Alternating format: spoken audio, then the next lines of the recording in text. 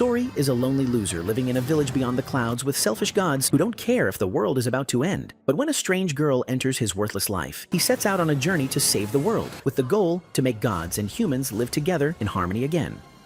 The story begins in a forest where Alicia, a young knight, is wandering alone. As she steps into a mysterious ruin, she breaks down emotionally, and a strange creature residing within the ruins silently observes her. Unaware of its presence, Alicia falls asleep right there, and when she wakes up the next morning, she notices a mural on the wall showing a hero brandishing the sacred blade. Recognizing it as the mural of the shepherd, Alicia begins inspecting it closely, while the peculiar little creature from the night before playfully mimics her movements behind her back, completely unnoticed. She then pulls out a history book that documents the legend of the shepherd. According to it, there once existed a sacred realm inhabited by divine beings who granted blessings to humanity in exchange for prayers. These beings were the Seraphim, and their capital stood high above even the loftiest peaks. The gates to this divine city would only open for the shepherd, the spiritual warrior chosen to guide mankind. Wielding power bestowed upon them by the Seraphim, the shepherd descended to the world below and began cleansing it of darkness, bringing salvation wherever they went. However, Alicia sees this tale as nothing more than folklore. Believing that the world is all ready, she stops mid-sentence and closes the book without finishing her thought. The mysterious creature tries to get her attention, but she neither notices it nor hears its voice. Just then, a swarm of insects begins pouring into the ruins, and to protect her, the creature steps in, shielding her with its powers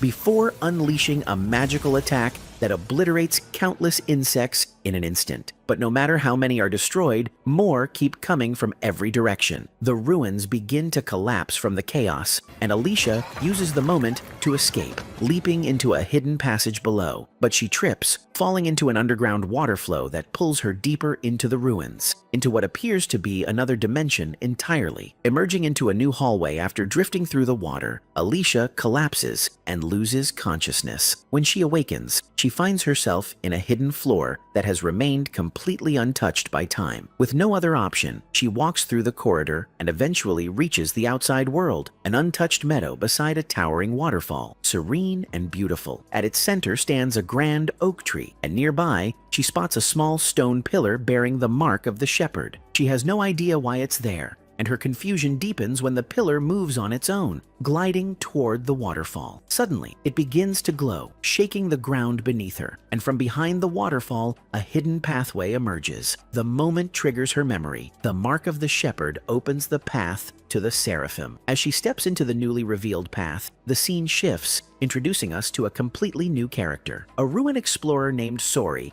is seen climbing a rocky mountain rendered in questionable CGI, and at the summit, he discovers a massive ruin. Sori isn't alone in his journey. He's accompanied by his friend Mikleo, who stops him before he rushes in, warning him to be careful since he's just a normal human, hinting that Mikleo might not be. They both enter the ruin, mentioning that the elders must already know of this place. While Mikleo stays alert, Sori finds an illusion stone. Upon deactivating it, a secret passage opens, revealing deeper ruins and untold mysteries. But before they can proceed any further, the man who set the illusion in place appears, warning them to turn back, saying this path was sealed long ago. Both Sori and Mikleo refer to this mysterious figure as their grandpa, hinting that they too might not be ordinary beings. The two childhood friends return home, frustrated that their grandpa won't let them explore the ruin. Determined to understand the reason, Sori starts going through a list of old books and eventually stumbles upon a passage that mentions how, long ago, in the age of the gods, the Seraphim descended and restored light to the world. However, in time, the Seraphim scattered across existence to protect and sustain it. Most of them now reside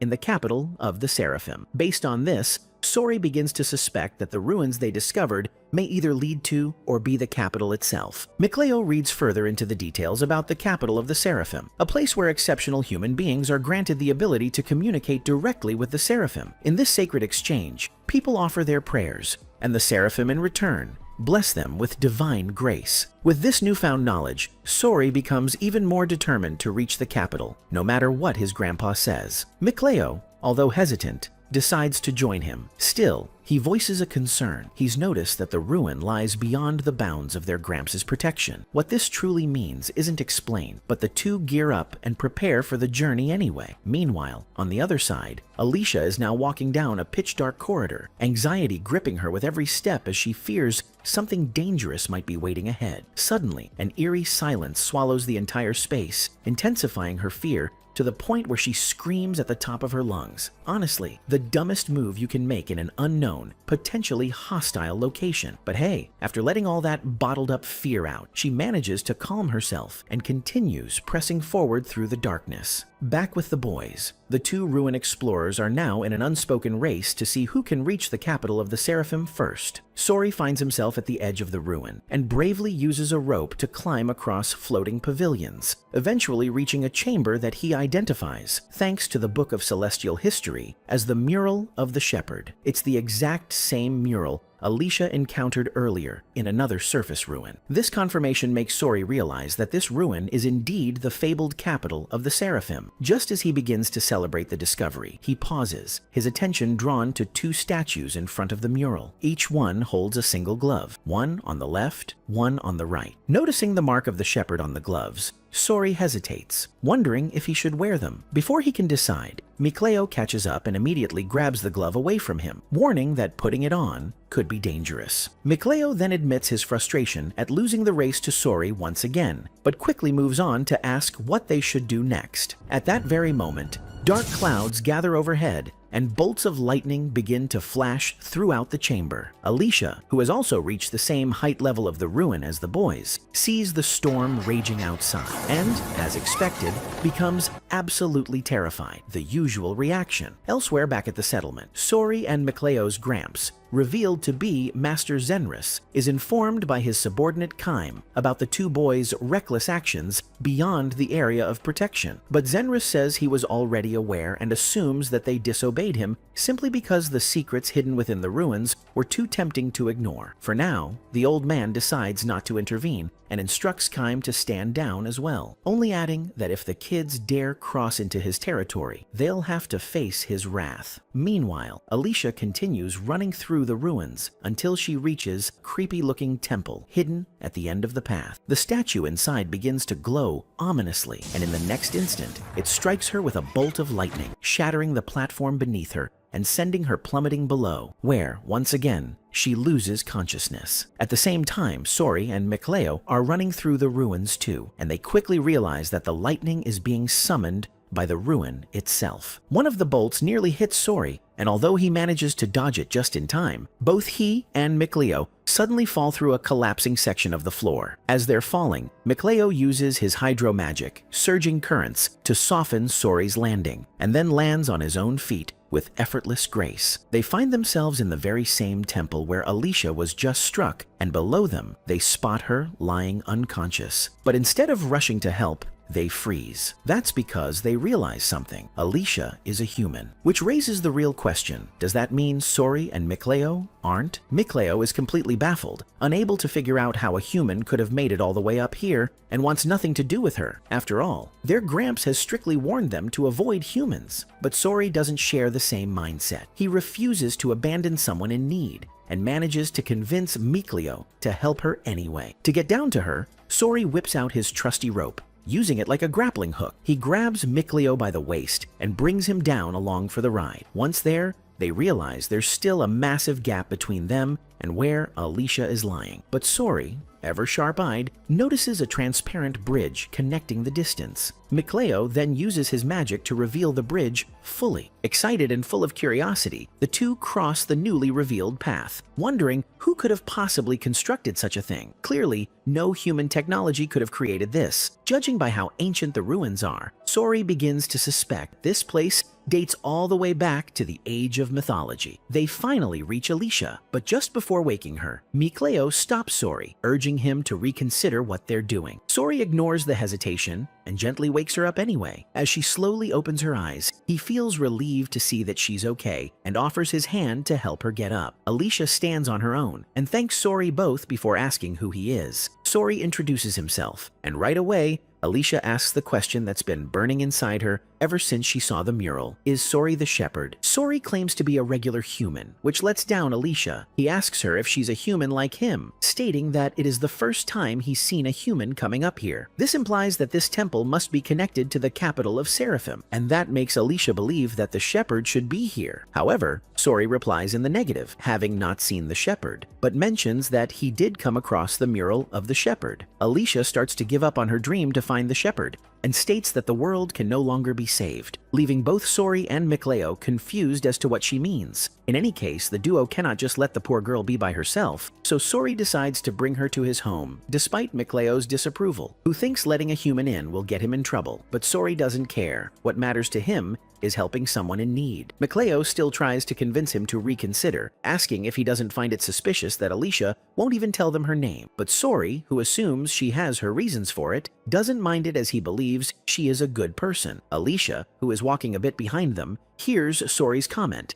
and thanks him for not thinking badly of her. Mikleo warns Sori about their grandpa's wrath, and when Sori is about to reply to him, Alicia becomes confused as to why he is talking to air, revealing that she cannot see Mikleo. Mikleo has already learned from his grandpa that humans cannot see him, indicating that he is something else. Perhaps he himself is a seraphim, considering how the old man earlier stated to himself that he didn't want Sori to enter his territory, in other words, the ruins they were inside of. In any case, Sori brings Alicia outside to take her back to his home territory. They begin their journey on a beautiful floating island at the very top of the world, and Alicia is amazed by the view, stating that this must be the home of the seraphim. Sori doesn't correct Alicia, but having read the celestial record book, he knows that humans tend to refer to gods, spirits, monsters, anything supernatural, as seraphim. Alicia claims to have also read the same book and asks Sori the name of his village. When he reveals he is from a place called Elysia, she becomes even more amazed. They reach Sori's village, and Mikleo takes off first to report the incident to Grandpa Zenris. The residents of the village come to see Sori, and Sori excitedly goes ahead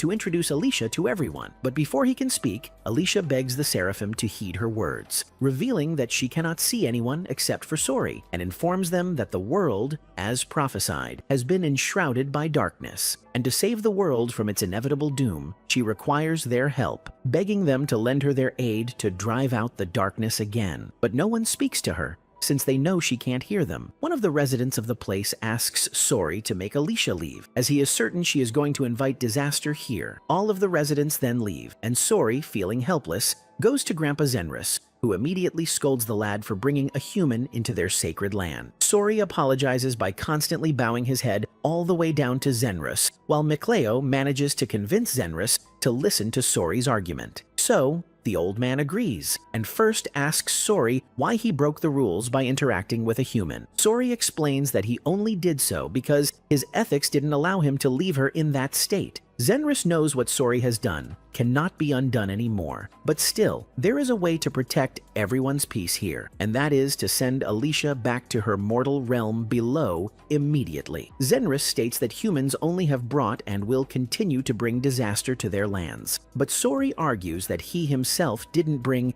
any disaster to them, considering that he too is a human. But Zenris thinks that is only because Sori has spent a long time here, acquiring both the ability to see and communicate with them, and that makes him more than an ordinary human. I can also make the argument that it actually makes Sori the shepherd, so technically, he is the one who has to convince the seraphim to help mankind. But whatever. Sori brings up the book that Zenris gave him, mentioning that in the book it's written that humans and seraphim once lived peacefully together. So why is it that the seraphim no longer think they can coexist with humans? Regardless, Sori points out the fact that Alicia actually believes in the seraphim, and that, for Sori, should be enough reason for them to help her. Their discussion goes nowhere, and Sori returns to his house where Alicia is staying temporarily. He makes dinner for her, and while eating, she apologizes to him for suddenly talking to thin air earlier, indicating that Sori hasn't told her yet that the seraphim live here in this village. Alicia expresses her doubts, stating that it was stupid of her for thinking that the seraphim exist, and Sori doesn't say anything regarding it. He changes the topic, asking how things are at the place where she is from, and she tells him that she's from a place called Lady Lake, which is the capital of the country Highland. Sori has heard that Lady Lake is where the legend of the sacred blade takes place. The legend tells about the one who pulls out the blade, protected by the Lady of the Lake, and becomes the shepherd. Unfortunately, Alicia states that there hasn't been anyone who has managed to pull out the sacred blade yet. Later at midnight, while Alicia is sleeping, Sori heads outside where he finds Macleo standing. He's been here since the evening waiting for Sori to get out, since he cannot enter, because if Alicia sees the door opening on its own, she'll grow suspicious. Anyway, Macleo is here with their Grandpa Zenris's message to Sori, and he quotes, "It's unknown when Alicia the human will cause a disaster, but driving her away is also unwise, so I will wait till she is ready herself to leave this place." Sori can't believe the old man agreed to let Alicia stay and excitedly thanks both Zenris and Macleo before heading inside. Macleo, meanwhile, recalls Zenris's words, who expressed his worries for Sori being too honest and just. Macleo, also understanding that, wonders what he is going to do for his naive brother/childhood friend. The next morning, Alicia heads out with Sori to hunt for today's meal, and Sori, using a bow and arrow, hunts a wild boar. Alicia, who's been assuming Sori has been living in this strange place alone, asks him if his life has been like Robinson Crusoe forever. Sori replies in the affirmative, stating that he's never been out of this village for as long as he can remember. Alicia suddenly feels like she's being watched by someone and turns around, and Sori, who notices Zenris in the distance, instead of brushing it off, tells her that someone might want to know more about her. Alicia realizes that Sori is trying to suggest that the Seraphim are here, but she assumes he's just playing along with her to make her feel better. Later that night, Sori is seen reading the Celestial Records book again, while Alicia is having a nightmare of a past event about a flaming tornado that destroyed her city. She wakes up terrified, and Sori comforts her, making her calm again. She sees the Celestial Records book in his hand and asks him about it, and he says that he's read this book hundreds of times, ever since he was a kid. Nobody asked, but Alicia shares her dream with Sori, which is to travel the world finding new ruins. And apparently, all readers of the Celestial Record have the same dream. So she assumes that Sori also has the same dream of exploring ruins. Alicia tells Sori that the world is no longer in a state for exploration and has been facing incomprehensible calamities, and that she too has experienced a terrible calamity, one that she still finds hard to believe was real. In that calamity, she watched her friends and family die, and those traumatic moments are engraved in her mind, and that is why she wants to find the shepherd, because according to this book, only the shepherd can restore the light of a world full of darkness. But now that she has reached the top of this world, she realizes that the shepherd doesn't exist, and the writings inside the book are just a bunch of fairy tales. She walks outside, unable to control her emotions anymore, and starts to cry. Everything noticed by Grandpa Zenris and his fellow Seraphim. They pity her, but not enough to help her with her problems yet. Next early morning, Sori rushes to Macleo's house, asking him to give him the glove he took from the ruins yesterday, and then looks for Alicia, who he finds sleeping in the meadows. He notices his grandpa's blanket on her, meaning that the old man is looking out for her. So, he takes Alicia back to the ruins where he saw the mural, telling her that the Seraphim are real because there is no one insane enough to go out of their way to build such a thing in the highest lengths of the sky only for a bedtime story. He shows Alicia the glove he found before, which has the mark of the shepherd, and assures her that the shepherd does exist. While saying so, he fools around and almost falls off the edge, but balances himself again, telling Alicia to keep believing in the Celestial Record. Since she told him her dream yesterday, he shares his, which is to make humans and Seraphim live together in peace again. He believes the shepherd needs to come to make that dream come true, and hands the glove to Alicia, telling her to continue her journey to find the shepherd. Afterward, he bids farewell to Alicia. The Seraphim gather too to see her off, and she leaves, thanking him for helping her, and finally telling him her name. She also apologizes to him for not telling him earlier, and reveals that she has felt the invisible presence of the Seraphim here, calling it a shame that they didn't respond to her words, stating that even now she can sense them nearby. In any case, Alicia informs Sori about the Sacred Blade Festival that is starting soon in Lady Lake, and asks Sori to come there to take the Sacred Sword trial, since somewhere in her heart she believes that he is the shepherd. So she hands him back the glove he gave her and encourages him to take a step toward achieving his goal of uniting Seraphim and humans. With that said, she finally leaves, and at that moment, The old man, Zenris, senses that someone else has invaded his territory. He immediately leaps to higher ground, but unable to see the intruder, realizes that they have masked their presence. Zenris calls everyone, informing them about the situation, telling them to search for the intruder who is possibly a Hellion. Everyone scatters around in search of the intruder, including Sori and Mikleo, who rush together toward the forest, where they see a large explosion from the distance. There, they find the Hellion choking the neck of one of the residents here and bring out their weapons to fight this fiend. The Hellion laughs, underestimating Sori, and as expected, overpowers him completely, thrashing him from one side of the forest to the other. While Sori tries to defend himself, Mikleo prepares an ice attack, launching several ice spikes toward the Hellion, every single one of which the Hellion evades. Realizing that Mikleo is the only threat here, the Hellion jumps behind him, but Sori jumps in between them, just in time, striking him with his sword and sending him flying against a ruin wall. But the Hellion remains completely unscathed, so Zenris steps in, and sensing the overwhelming power of the old man, the Hellion flees from battle. Sori blames himself for this incident, assuming that bringing Alicia here caused this, and although Zenris agrees, stating that keeping Alicia away might have prevented this evil fiend from entering their realm, he also adds that blaming her or Sori is just selfish. The old man admits that the peace in this realm is directly connected to the outside world, so they cannot ignore the outside world's problems forever. Sori keeps thinking about the Hellion, his menacing smirk, and his comment about not wasting energy on fighting the old man, as he's here for the main course. It makes Sori wonder who this main course even is, and it hits him that perhaps the Hellion didn't come here to attack them, but is after Alicia. Realizing Alicia is in danger, Sori immediately steps out with all his gear, leaving his village in secret. Mikleo stops him, stating that their grandpa already suspected that the Hellion might be after Alicia, and so Mikleo had gone back to the ruins looking for her, but only found a dagger that belongs to the royal family of Highland, meaning Alicia is not just a knight, but of royalty. So Mikleo suggests they use this clue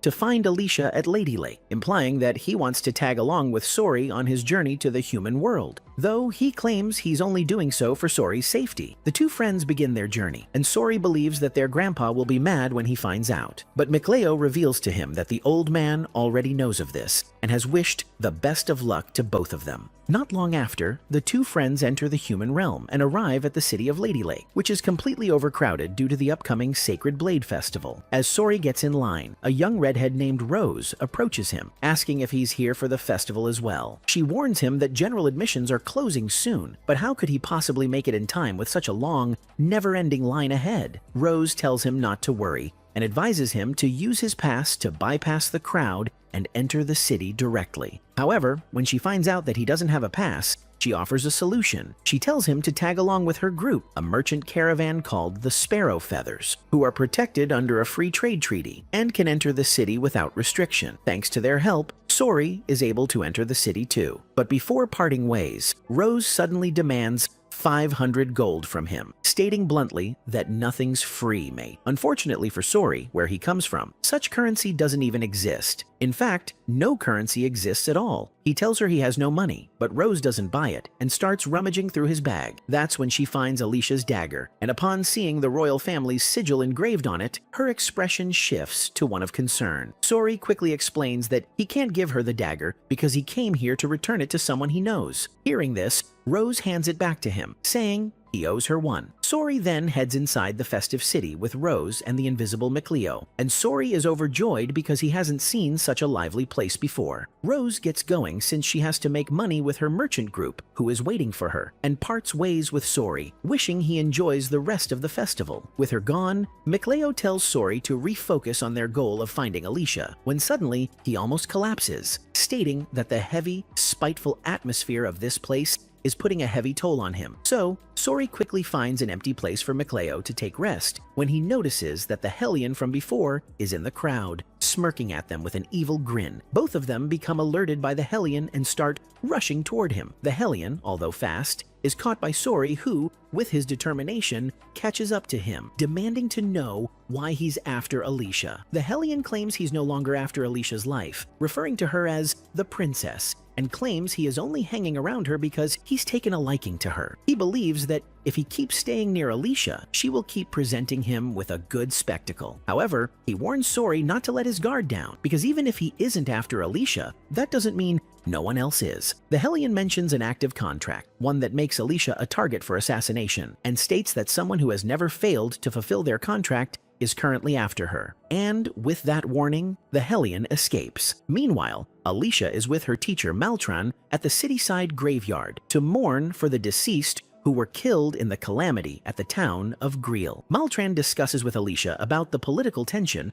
which led to Alicia arguing with Chancellor Bartlow, and Alicia explains that she only did this because a war is about to break out between this country, Highland, and the neighboring country, Rowlands. She doesn't want to take a violent approach when the entire world's peace is at stake and wants to avoid war to prevent an endless spiral of hatred. And that is why she argued with Chancellor Bartlow, who wants to start a war. Somewhere else, Chancellor Bartlow has already assigned 2 assassins to unalive Alicia, giving the excuse that he has to take this drastic measure because he believes Alicia is conspiring with the neighboring country, Rowlands. The assassins don't want to hurt the princess, but Bartlow convinces them that Alicia is leading the country in the wrong direction, and that unaliving her will save many innocent lives, which, in truth, is total BS. The Hellion who is chilling around in the city comes across someone who notices his presence, and that forces him to hide. The rite of the warrior is finally about to begin, and both Alicia and her teacher Maltran are spectating this event. Sori and Micleo, in the crowd, notice a white-haired young girl unconscious below the sacred sword, and they recognize her as a seraph, a divine angel. Micleo assumes she must be the Lady of the Lake, the one Alicia mentioned back at their village. A knight comes first to lift the sword, and as he fails miserably, the Lady of the Lake wakes up, stating how dense the malevolence/spitefulness of this world has become. Maltran asks for the attention of the citizens, stating that for the past few years, they didn't hold this festival because of the state their world currently is in. But thanks to Princess Alicia's assistance, this festival can be held once more. Although the crowd is happy because of it, the ministers and the priest are visibly annoyed, while both the assassins and the Hellion are hidden in the crowd, waiting for the opportunity to attack Alicia. Sori wonders if there will be someone who will be accepted by the Lady of the Lake to become the shepherd. As every single one of the applicants fail, Alicia steps up to create a positive atmosphere, asking everyone to applaud for the 10 warriors who gave it a go, even though they failed. Regardless, she calls it a shame that no shepherd appeared this year either, but still keeps her hopes high, telling everyone that the shepherd is a savior who will work with the seraphim and cleanse the world of malevolence. She brings attention to the fact that their country, Highland, is in heated tension with their neighboring country, Rowlands, and she makes it clear that this event wasn't held to raise morale for war. She did so to remind everyone that they must learn to coexist with their neighbors, just like the shepherd will help humans coexist with the seraphim. As she is saying all this, asking her people to stay calm, even if Rowlands intends to invade them, more malevolence is released, and it becomes so dense that Micleo's heart starts aching in immense pain. Alicia completely fails to create a positive atmosphere, and the negative emotions of the people create so much malevolence that even the Lady of the Lake becomes worried. Seconds later, the accumulation of all that negativity summons a demonic beast, a terribly CG'd Hellion dragon, and its appearance alone starts killing off people before it can even touch them. As the dragon is about to attack Alicia, Sori steps in and gets slammed by the dragon's tail. Alicia is shocked to see Sori here, but there's no time for explanations, as everyone is now trapped inside this place that's burning and on the verge of collapsing. Alicia can't make sense of what's happening since she's unable to see the dragon, meaning no one except Sori, Micleo, and the Lady of the Lake can actually see this abomination created by the animators. Thank the Lord for that. Sori approaches the Lady of the Lake, asking her to deal with the Hellion dragon, but she tells him that only a shepherd has the power to purify Hellions. Meanwhile, Alicia, witnessing Sori communicating with the seraphim, begins to believe that he might be the shepherd this world has been waiting for. Just then, among the 2 assassins hiding in the crowd, the female one lunges at Alicia with the intent to kill, but Alicia notices her in time and defends herself. herself. Maltran is ready to jump in and assist her, but Chancellor Bartlow stops her, claiming the princess is a knight and should be able to protect herself. Instead, he orders Maltran to evacuate the crowd. His ridiculous order makes Maltran suspicious, but since she's only a knight, going against him would be seen as treason. Sori wants to help Alicia, but she tells him not to worry about her, and instead to focus on what only he can do. Trusting her words, Sori heads toward the sacred sword, but the Lady of the Lake stops him, asking why he wants to become the shepherd. She knows he has the strength to draw the sword, but before granting him the burden and responsibility of saving mankind, she needs to hear his resolve. Before answering, Sori asks for her name, and she reveals it, Layla. Calling her by name, Sori tells her about his dream to uncover the secrets of ancient ruins, because within them lies the forgotten truth of how humans and seraphim once lived together, and if purifying Hellions is the key to restoring that bond, then he's willing to take up that burden and become the shepherd. Layla accepts his conviction, and as Sori grips the sword, time itself comes to a standstill. The spirit of the sacred sword speaks to Sori, telling him that she will grant him the power of purification and unmatched strength, but it comes with a curse. This path will force him to make painful choices, and his journey will be a lonely one. But Sori accepts the burden, declaring that if it allows him to save people and pursue his dream, he'll carry it without hesitation. With that, he lifts the sword and divine energy surges through him, transforming him into a chosen savior. The sword spirit,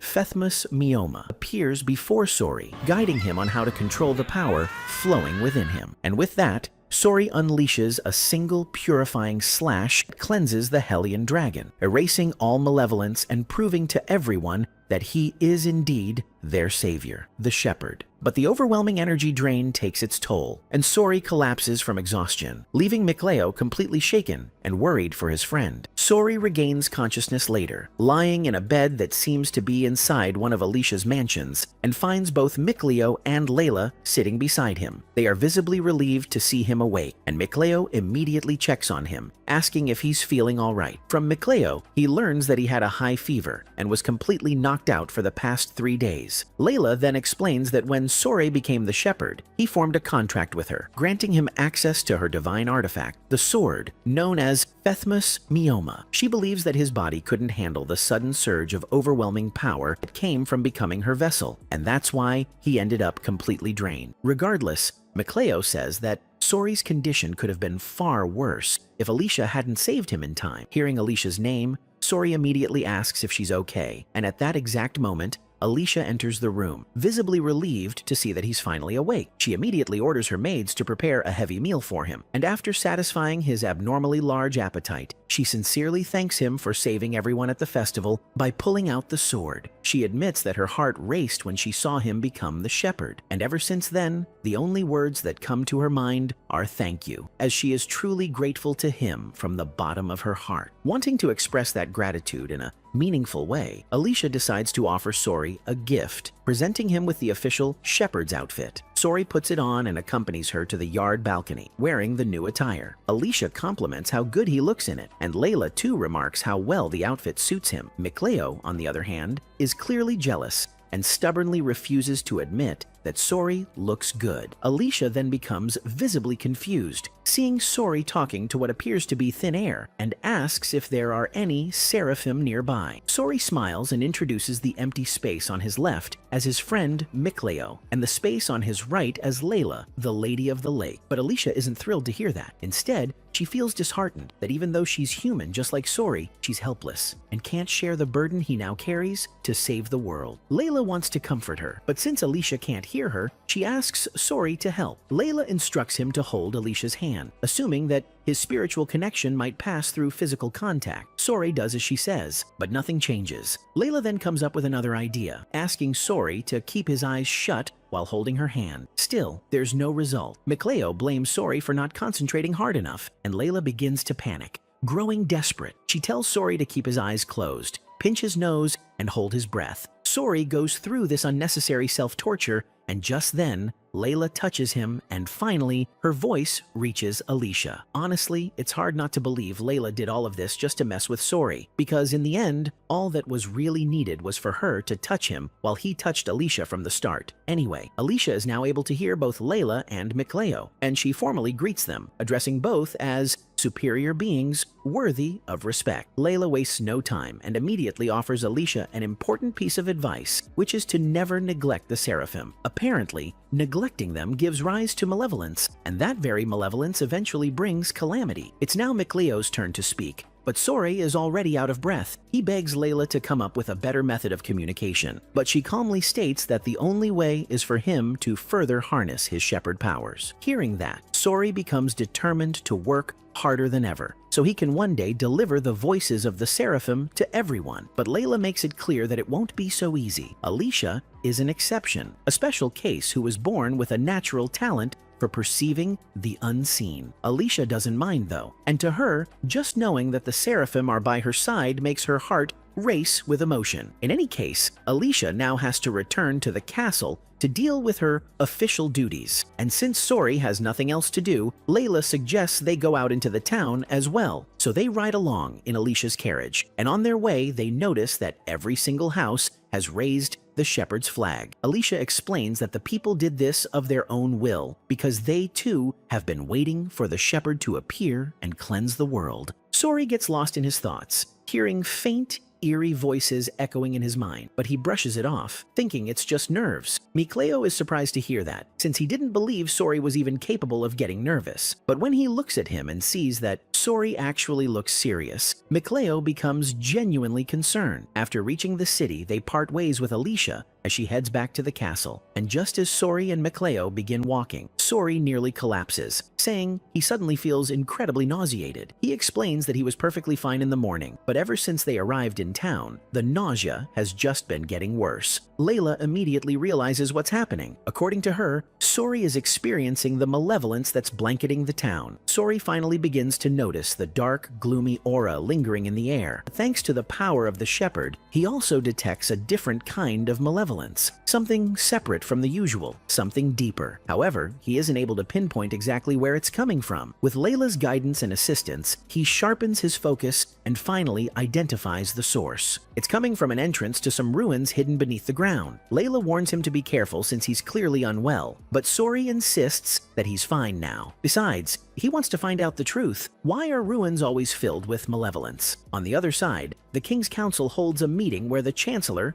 Bartlow, demands that the princess currently overseeing the country hand over the shepherd to them. Alicia doesn't understand what he means. She cannot simply hand a person over like they're an object, so she asks him to clarify, and he elaborates that the council wants the shepherd under their control because they desire such immense power for themselves. Alicia, being the only sane one in the room, refuses to hand over Sori, openly going against the collective will of the council and making it clear that they will not lay a finger on the shepherd. Speaking of whom, Sori is now inside the ruins, searching for hidden rooms as he's reached the end of the path. After spending a minute or two investigating, he discovers a sealed door, which implies someone wanted to hide something inside very badly. Since it's sealed, there must be a key. McLeo notices a statue above them and places his hand on it, triggering a mechanism that causes a concrete block to emerge from the wall. Layla is impressed by the duo's ruin exploring skills, and Sori proudly boasts that since childhood, exploring ruins 24/7 has been their only hobby. The block of concrete bears the crest of the Highland royal family, reminding Sori that he still hasn't returned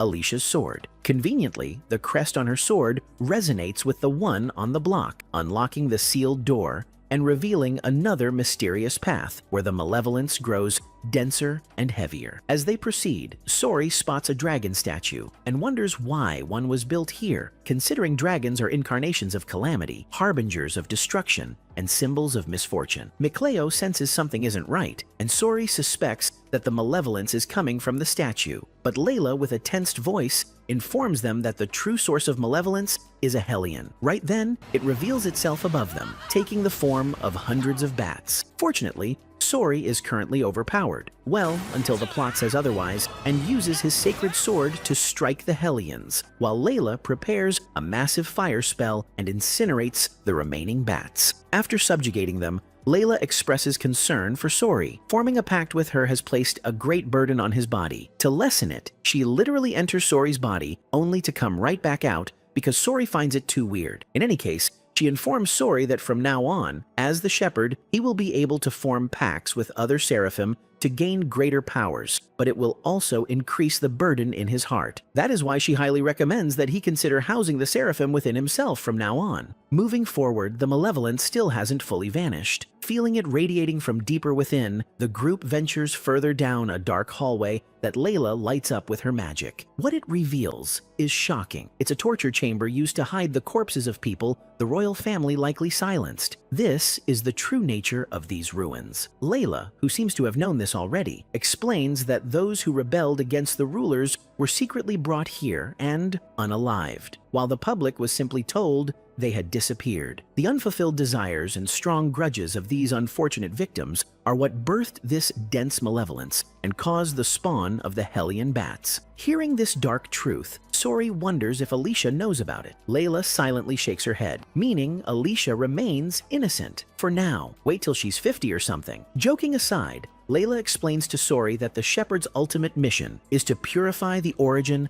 of all Hellions, the source of all malevolence, known as the Lord of Calamity, a being so powerful that its malevolence alone can alter the fate of the world. Unfortunately, Sori isn't strong enough to face him yet. He would be instantly devoured by the malevolence, and besides, the anime wouldn't even make it to a full season. So, Layla advises him to travel the world and seek his own answers before confronting the final boss. Suddenly, Micleo notices water forming beneath their feet, and Layla realizes that the very foundation of the city is soaked with malevolence. She jinxes it by speaking too soon, as water begins flooding the ruins, and the pressure starts to collapse the ceiling. Micleo quickly freezes the groundwater, buying them enough time to escape before the ruins are completely destroyed. They reach the upper floor just in time. But then the massive dragon statue comes crashing down towards Sori, who just stares at it like, yeah, that's not happening, I've got plot armor. And yeah, Micleo saves him at the last moment. They exit the ruins and find the outer area engulfed by a fierce thunderstorm. Layla confirms that even this storm is a manifestation of malevolence, and Sori begins to wonder how he's going to stop something of this scale. Meanwhile, Maltran is advising Alicia on how to properly rule a nation. Though she supports Alicia, she wants her to act more firmly. Maltran makes it clear that the Chancellor and Council don't really want the Shepherd. They want Alicia off the throne. After delivering that brutal truth, Maltran leaves with one final piece of advice, telling her to not carry every burden alone. Alicia is left to reflect on everything when she looks outside and sees something terrifying. A monstrous tornado is forming, right where Sori, Micleo, and Layla are, and the Hellion is clearly loving the chaos. Meanwhile, somewhere deep inside an underground prison, there is Velvet Crow, a vengeful woman with her clothes almost torn apart, clearly from surviving dozens, if not hundreds, of intense battles. She is currently in the middle of fighting off a pack of demon wolves and unleashes her crimson supernatural powers to slay them without mercy. After defeating them like a total badass, she absorbs their demon energy, making her grow even stronger than before. But then, the ground beneath her starts to forcibly drain her power as she declares this place a living hell, where both humans and beasts are possessed by demons who feast on innocent lives. Her heart, after being trapped in this nightmare, is filled with so much despair that she is now driven by bloodlust, fighting only to survive, and one day take revenge on the man responsible for her misery, a man named Artorias. A mysterious magic user named Ceres flies down into the prison when Velvet, acting on pure instinct, immediately attacks her. Ceres counters by engulfing Velvet's bandaged arm in flames, forcing her to back off. Ceres then commends her for surviving in a place like this by feeding on demons, but Velvet couldn't care less. She demands to know where that man Artorias is, her words overflowing with hatred. Apparently, Ceres is Artorias' Malak, which translates to angel in Hebrew. But instead of giving her a direct answer, Ceres urges Velvet to escape immediately before the exorcists notice her, explaining that she has already broken many seals to make Velvet's path out of here easier. Velvet doesn't understand at first, but when Ceres summons a ladder from above, she climbs out and finds herself on the upper floor filled with more prison cells. The guards of this place, known as the exorcists, appear to stop her escape, but Ceres instantly kills one of them with ease. Velvet, however, refuses Ceres' help, choosing to fight alone even though she knows the odds of defeating an exorcist as a demon eater are almost non-existent. She takes on 4 guards at once, pushing through them with brute strength, and moves into the next hallway. Ceres tries to lead her toward the escape route, but Velvet chooses the other path instead, knowing the sealed path Ceres prepared is likely swarming with exorcists by now. They enter a room filled with weapons confiscated from demons, and Velvet uses this moment to properly equip herself. Even though she is preparing for escape, her true goal remains unchanged: to find and eliminate Artorias. She notices the sword Stormhowl resting in the corner. It's a remarkable weapon, but Velvet hesitates to use it since it's too large for her to wield efficiently. Ceres then reveals that Velvet has been locked in this prison for 3 years and explains how much the world has changed in that time. She briefs her on the rising number of exorcists who are now forming organized resistance movements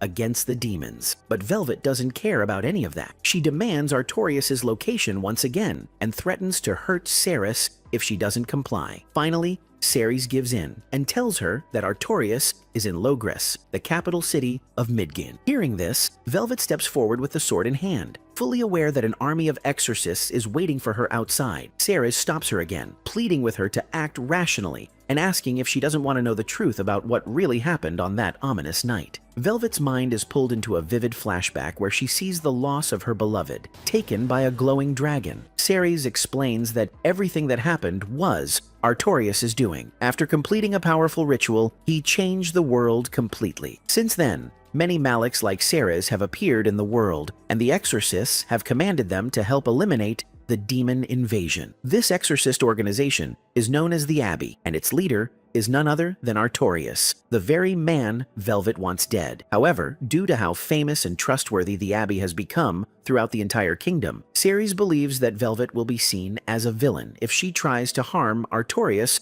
without first exposing the truth to the world. According to Ceres, Artorias now stands as both the shield of humankind and the sword that hunts demons. Hearing this makes Velvet feel sick. To her, it's completely unjust that the man responsible for her suffering is now pretending to be humanity's savior, using the power he obtained by sacrificing the one child she held most dear. Ceres reassures her that Artorias is not invincible and that he can still be unalive. But why should Velvet trust anything Ceres says? She is one of the Malaks who serves under the Abbey and works alongside the exorcists. Ceres promises she is on Velvet's side, but she refuses to explain her intentions until they've made it out of this prison alive. Using her magic, she extinguishes all the torches in the area and together with Velvet, disappears into the cover of darkness. As they try to sneak through the shadows, they encounter a man named Rangetsu, who immediately captures Velvet in the blink of an eye. This man, who looks like the Temu version of Madara Uchiha,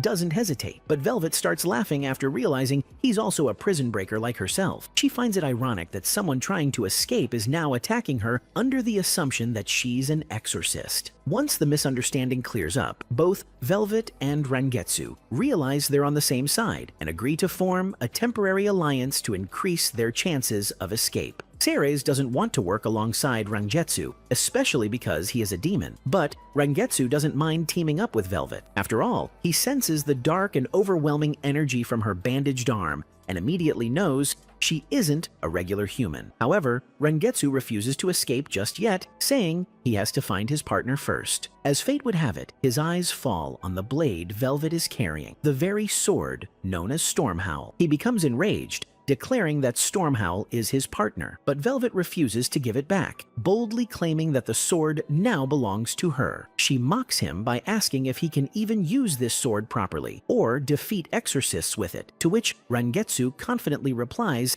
that he doesn't even need Stormhowl to take down exorcists. He brags that he is skilled enough to defeat his enemies with dull blades if needed. Since Velvet herself can't wield the sword effectively, she agrees to return it, but only on the condition that he will have to disperse and whittle down the enemy forces as much as possible. She then turns to Ceres and asks whether she has secured a ship for their escape, because the place they're in is a prison island used exclusively to confine demons. Ceres confirms that there are 2 ports on opposite sides of the island, and her ship is located on the far end. Velvet then asks about the chances of exorcists being stationed at the port, and it's not unreasonable to assume that they are. Thinking like an exorcist commander, she says that if she were leading them, she would have already ordered all ships to leave the ports to make sure Velvet couldn't escape. Even so, Velvet is willing to take her chances, fully prepared to brute force her way through any resistance if it means getting to that ship. Rangetsu doesn't seem too worried either, casually stating that he and his partner can handle the exorcists without breaking a sweat. They come up with a plan to release all the demons on the upper floor to cause chaos, hoping it'll distract the exorcists long enough for them to reach the ships. With that, the group begins their mission impossible, the prison escape.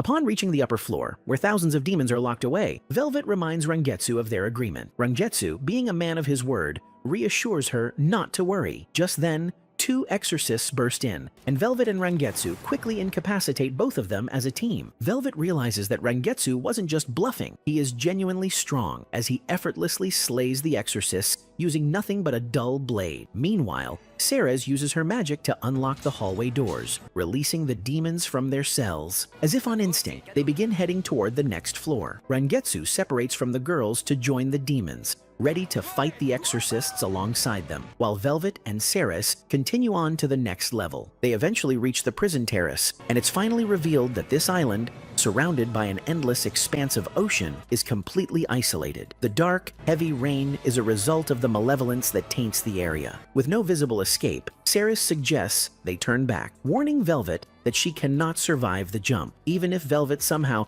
does survive, her powers as a demon eater require her to absorb demons to heal and attack, something that's impossible with no demons around. Despite the odds, the sound of approaching exorcists forces them to make a quick decision. Ceres uses her magic to lock the terrace door, but even she knows she can't hold them off forever. As panic sets in, they're left with few options. In the midst of the chaos, Velvet remains silent, reflecting on the time Artorias pushed that kid off a great height as a sacrifice. For context, she is referring to the kid for whom she wants to take revenge, who may be her brother or son. Anyway, she compares the height of the terrace to the ground below with the height the kid was thrown into, and decides that she can make the jump perhaps because she also jumped when the kid was thrown in. With her stern resolve, she leaps, using her demon eater powers to grab onto the mountainside to slow her fall. But gravity still takes its toll. When she hits the ground, she takes damage,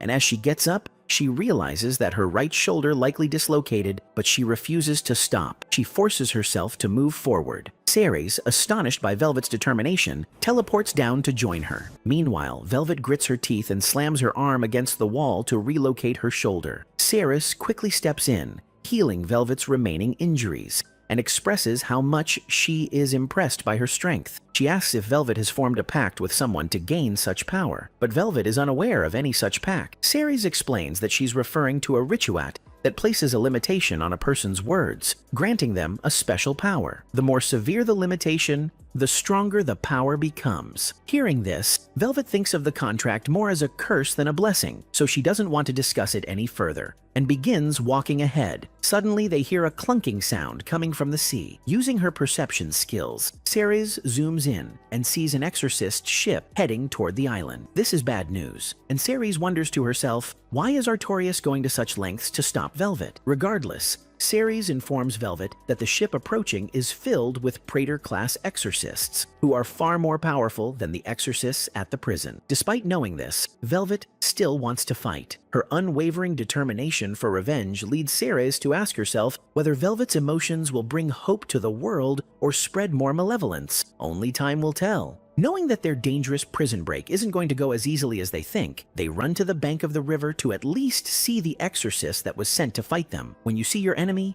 it's easier to know how to attack them. While standing on the mountain, Ceres looks down and sees Oscar. As one of Artorias' Malachim, she knows who Oscar is and his rank in the classes of exorcist. What she can't believe is that Artorias would send someone as powerful as Oscar to fight that battle. She jumps down and confronts Oscar, wondering why a Praetor-class exorcist would come to the ends of the world to fight such a battle. What? Oscar doesn't flinch at her rhetorical question. What exactly is his role as an exorcist, if not to fight for his lord and master? He reveals that the matter she is taking lightly is actually very important to Artorias. Velvet jumps into the conversation. Without asking for an explanation, she tells Oscar that she needs his boat to return to the city and kill Artorias. He is the reason she had stayed alive all these years, eating demons in that prison. But she's done with that now. At first, Oscar doesn't take her seriously. He says no matter how strong a demon eater she is, she's still a lady, and it won't take him much to kill her off. Whether it's his statement that annoys Velvet or her pre-existing anger, I can't say. But what I know is, she immediately picks up a stone and knocks one of his soldiers into the river. Knowing that she's no joke, Oscar drops the chatter and jumps into action. He jumps to fight, but Velvet isn't soft meat either. She brings out a sword from her feet, hits him with it, and for a while, it's truly a battle of the strong. As all this continues, Ceres stands behind and watches them. Velvet releases her hand to fight Oscar, but he also uses his heavenly light against her, throwing her into the river. Wondering if she's dead, he watches, but she jumps right out of the water. He reveals he doesn't want to kill her. He's here with just one intention, to return her to the prison where she'll continue eating demons. To Oscar, the world has law and order. Every human has their responsibility. Velvet's responsibility, in his opinion, is to remain in prison and eat demons. A world created by Artorias, laws based on death and bloodshed. That's not the kind of world Velvet wants. She can't stop thinking about how Artorias killed her brother as part of building that damned world. That, and other reasons, are why she will never let it go. She insists the only reason she's alive is to kill Artorias, and she doesn't care what anyone thinks. She will make sure he is dead. Not just dead, but dead by her own hands, just as he killed her brother. Their heated conversation gets a visitor. A visitor none of them expected. This visitor flies high in the sky, flames glowing. It's a dragon. Oscar has never seen a dragon before. He didn't even know one existed in their world until that moment. But what he knows is that the dragon must be defeated. As they watch, the dragon flies down and wipes out all the soldiers Oscar brought. It even partly destroys the ship. Oscar believes it is a demon, but Ceres doesn't think so. Oscar insists that kind of demon is what humans will turn into when their malevolence crosses the skies. The only reason Artorias created this world, he says, is to avoid things like that. He asks Ceres again if she still believes in Artorias' world, but a world created by someone who just wants to rule isn't the world Ceres wants. She wants to carve her own path in life, to decide what is right and wrong. Oscar goes to fight the dragon. Meanwhile, a young lady, one of the prisoners released during the break, emerges. She doesn't care about the fight, she's just mad that the noise disturbed her sleep. She tries to talk to Velvet, but her complaints don't align with Velvet's worries.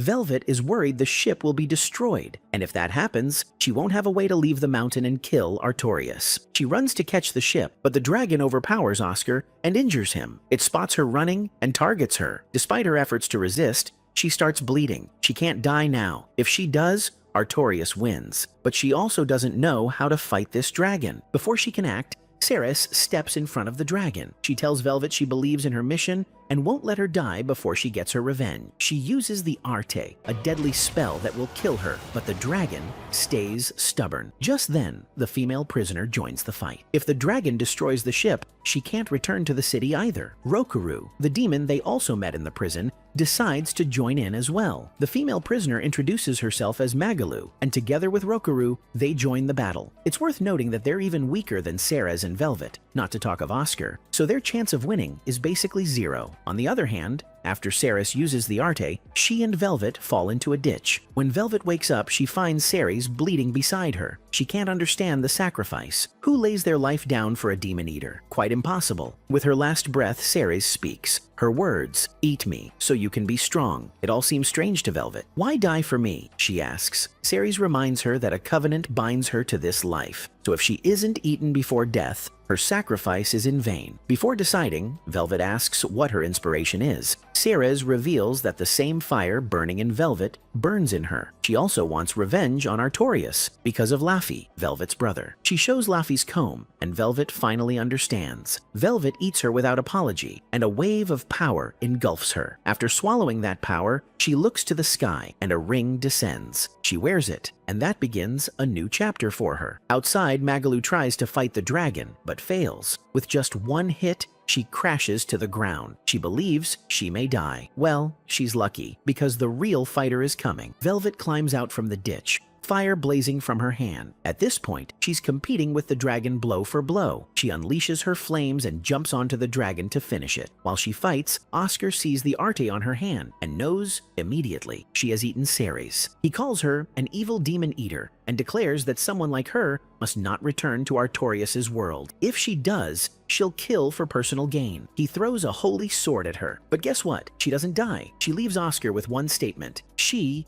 is Velvet Crow, the greatest demon eater that has ever existed. From now on, she won't only eat demons, she'll eat humans, eat exorcists, and eat Artorias himself. With Velvet's newfound power, she quickly defeats the dragon. She boards the ship with Magalu and Rokaru, and they head toward the city, each with their own goals. As they travel, Rokaru asks the girls where they're going. Magalu doesn't have a destination in mind. Velvet sees a bird flying and remembers her brother again. She recalls the day they watched a bird together. She asked him why birds fly, and he said, because if they don't fly, they can't feed. That day, she smiled at him, agreeing. She didn't know she was going to lose him soon. Their journey continues, and she remembers the day that changed everything, the day they met Artorias. Right in front of her, Artorias killed her brother. No remorse. While she cried, face red with pain, he looked at her with a calm face and declared that his mission was to bring law and order to the world. The path he was paving was the only path to achieve that. At this point, I'd be a clown not to understand Velvet. It's one thing to kill someone's brother. It's another to show no remorse, then send her to prison for years. Hatred boils again. Velvet grips her mission tighter. She tells Rokaru to take the ship to the Midgard region. She's going to Logres, the capital city, with one mission: to kill Artorias. Magalu smiles at her fire. She doesn't know how the battle will end, but one thing is certain: the unpredictability of this fight will make it a wild, epic ride. I share Magalu's opinion, and I'm excited to see what happens. What about you? Team Velvet or Team Artorias? The drama at the lakeside city hasn't ended. If anything, it's just beginning. A new chapter unfolds as a great tornado strikes the city. While Sori, Mikleo, and Layla travel around the ruins, they spot a massive whirlwind tearing through the skyline. They're confused, unsure of what exactly is happening, but one thing is clear. If the tornado isn't stopped, it could obliterate the entire city. To make matters worse, as Sori stares into the heart of the tornado, he sees something flying within it. It turns out they have an unexpected visitor, and not just any visitor, it's a dragon. At the palace, Master Maltran notices that things are quickly going from strange to downright supernatural. She calls Alicia's attention to the phenomenon, and just as she does, the dragon begins heading straight for the palace. It looks like it's targeting Alicia directly. Master Maltran expects Alicia to protect herself, but Alicia isn't worried about her own life. She's worried about her people. Without hesitation, she makes a bold announcement. The guards should protect the city, and everyone seeking safety should take refuge in the castle. The same castle that isn't even safe for her. Joke's on her. One thing I can't deny in her is the sincere love she has for her people. I believe every leader should have the same. Sori, terrified for Alicia's safety, sees the dragon charging in her direction and immediately races toward the castle. Just as he gets closer, Alicia remembers that he exists, classic drama timing, and becomes worried about him too. He runs toward the dragon, and Alicia screams for him not to fight it. If the shepherd dies, who will save the people? Mikleo also tries to stop Sori, urging him to let it go. But Sori can't help wondering, why is the city always under attack? What did they do to deserve this? Who or what did they offend? Then, just as suddenly as it came, the dragon retreats on its own. The skies begin to clear. Sori asks Layla if they're safe now. For the moment, yes. He wonders aloud if the dragon was a product of human malevolence. And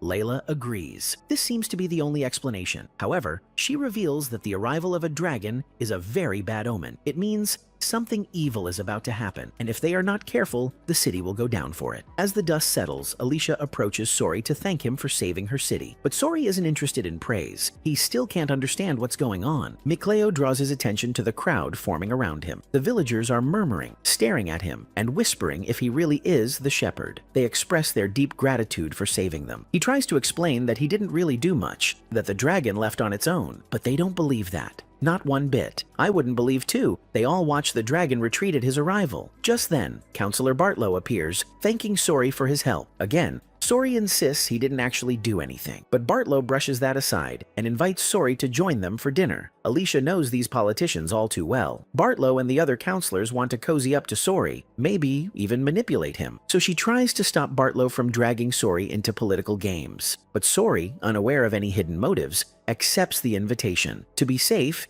he asks Alicia to accompany him, and she agrees. They all board a cart headed to Bartlow's estate. Along the way, Sori notices the widespread destruction, the ruins, the debris, the pain etched into every corner of the city. He asks the cart to stop and steps out, helplessly surveying the damage. He feels a deep sadness that there's so little he can do. Alicia admits that her city is almost completely consumed by malevolence, but she promises to keep fighting for its survival. As they're already running late, they resume the journey and eventually arrive at Bartlow's home. At the entrance, the guards welcome Sori but stop Alicia. The king has summoned her, they say, and she must go. She tries to protest, insisting she should stay with Sori, but they remind her that the king's orders are final. She has no choice but to leave. This raises red flags for Mikleo. Why don't they want Alicia near Sori? Could they be planning something? There is really something wrong in this city. Inside, Bartlow meets with Sori and begins casually probing. He asks about Alicia and what kind of relationship Sori shares with her. Sori replies that they are friends. Bartlow smirks and asks if Sori would like to be his friend too. Sori doesn't even know how to respond to that. Plus, he doesn't even think he wants to befriend a politician. Bartlow offers Sori some wine, but Mikleo, ever the cautious guardian, steps in to check the drink first. After he first tastes, he admits the wine tastes good. After ensuring it's safe,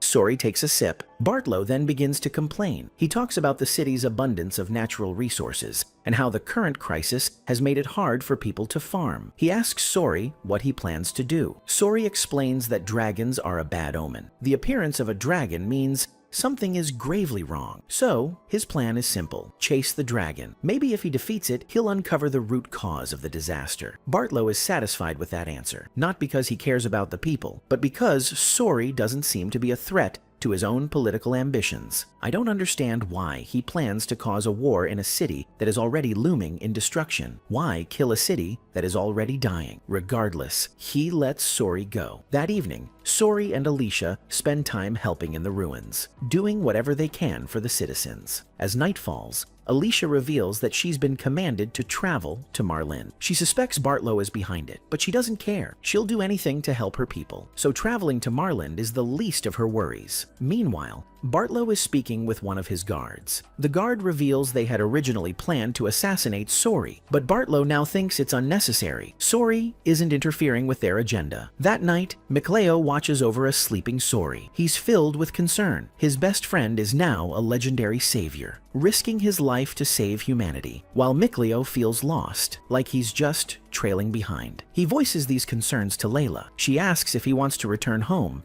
but he says no. He can't leave Sori alone in this dark world. We all need a Mikleo in our lives. Layla, seeing how deeply Mikleo cares, reveals a way he can truly help Sori. Without hesitation, Mikleo sets out on a journey. The next morning, when Sori wakes up and realizes Mikleo is gone, he panics. He worries that Mikleo might run into Hellions and be in danger. He even spills hot tea on himself in his rush to leave, but he pauses. If he chases after Mikleo, it means he doesn't trust in his friend's strength, so instead, he places his faith in Mikleo and focuses on helping the city. Will these two best friends reunite again? I'm really rooting for them. It turns out Layla had told Mikleo about the Galahad ruins. There, an ancient artifact lies hidden. If Mikleo can retrieve it, he'll be able to support Sori in his mission. So begins Mikleo's lonely journey, a quest born out of love, loyalty, and friendship. Before Alicia departs for Marlene, Sori comes to say goodbye. He gives her the sword he found in the ruins, apologizing for not giving it to her earlier. She's grateful and asks if he'll escort her as a guard on her journey. He agrees. As they travel, She reveals that no one in their world has ever seen a dragon. Its appearance is a dire sign that something is terribly wrong. Suddenly, Sori sees a snake-like creature slithering near them. He tenses up, but Alicia assures him the creature is harmless. They stop to rest for the night. Meanwhile, that same snake-like creature appears near Mikleo. He panics. At first, he wonders what the creature is, and when he looks better, he realizes that it is a Hellion. He starts running and falls down a mountain, tired and exhausted. What we do for friends. Back at the lodge, Alicia offers Sori food and gives Layla a drink. Sori connects with Layla spiritually to chat, but their conversation is cut short by a noise outside. They rush out and see the creature attacking the guards. Turns out, it's been corrupted by malevolence. It's now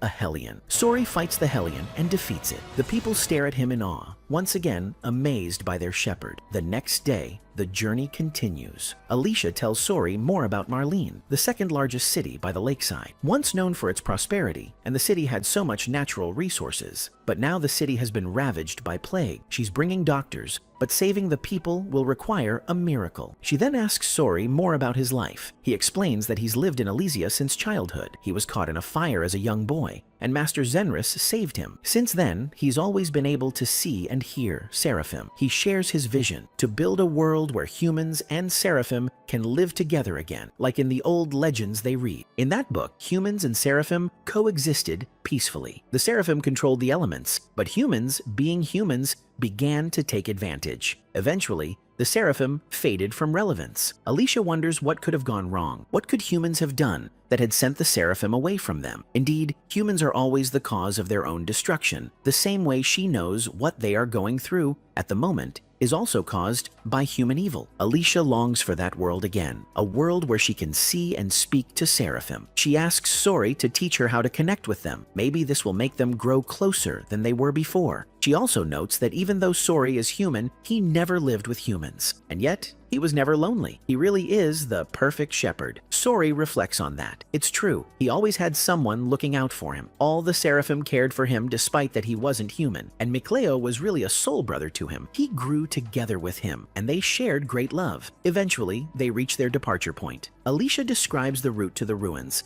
and says her goodbyes. Elsewhere, Mikleo reaches the Galahad ruins. As he walks in, he smiles, remembering how he and Sori used to race to discover ruins first. Since he is the first person to find this ruin, he tells himself that he had won his best friend this time around. Despite what he has gone through in that journey, he still has his friend in mind. On the other side of the world, Sori also arrives at his own ruins and laughs, saying, "Looks like I beat Mikleo this time." They sit alone in different places, but thinking of the same memories. The memories where they were both young and checking all the ruins together. In their memory, they are sitting together in front of a ruin. Two best friends, two explorers, one unbreakable bond. Indeed, relationship between humans and Seraphim is possible, and they are proving this to the whole world. The journey continues with just one goal in mind: defeat the malevolence in the world and restore the world to a livable place. Mikleo, in his own ruin, uses his water element to dive into the water and find a way for himself. His mission is to find an ancient artifact with the hopes that he will merge with it and become powerful enough to help his friend. Meanwhile, Sori and Layla journey deeper into the ruins. Suddenly, Sori begins to experience intense heartache. It can mean only one thing: the malevolence in this area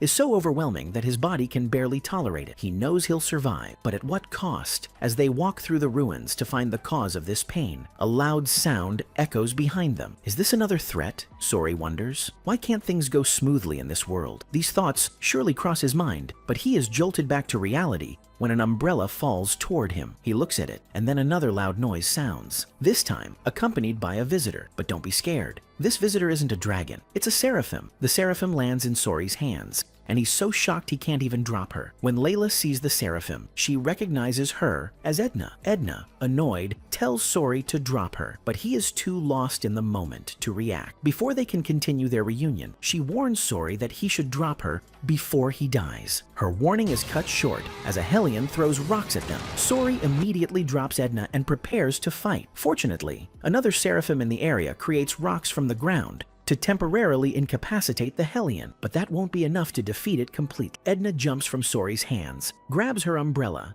and complains that she only came out because she heard noise. She didn't plan on fighting a Hellion. While Sori is relieved that the Hellion is temporarily subdued, she reminds him that the fight isn't over. The Hellion re-emerges from underground, eager to fight again. Sori draws his shiny sword and tells Layla to cover him. As he fights, Edna watches him and admits that he is indeed the shepherd. He has the strength and he can see Seraphim, so there is no reason to doubt his ability. He strikes the Hellion repeatedly, but his attacks don't even cause a scratch. Returning to Layla, he asks why his sword isn't working. After all, if he's the shepherd, shouldn't his sword be more effective? Layla assures him that the problem isn't with his sword. The malevolence that created the Hellion is so powerful that it will take time to defeat. The Seraphim on the mountain shoots at the Hellion with a special gun, and the Hellion is finally defeated. Sori looks at Layla, wondering if the fight is truly over, and Layla confirms that it is. As Sori attempts to rest, the Seraphim from the mountain descends, not to offer a compliment, but to call Sori embarrassing. Ouch, that's harsh. The poor guy is just trying to come to terms with his newfound power, and a compliment would have been nice. Layla and Edna introduce the Seraphim as Zavade. Zavade calls Sori a coward and questions if Sori is really the shepherd. When they confirm it, Sori asks how Zavade killed the Hellion, to which he replies that he used a special gun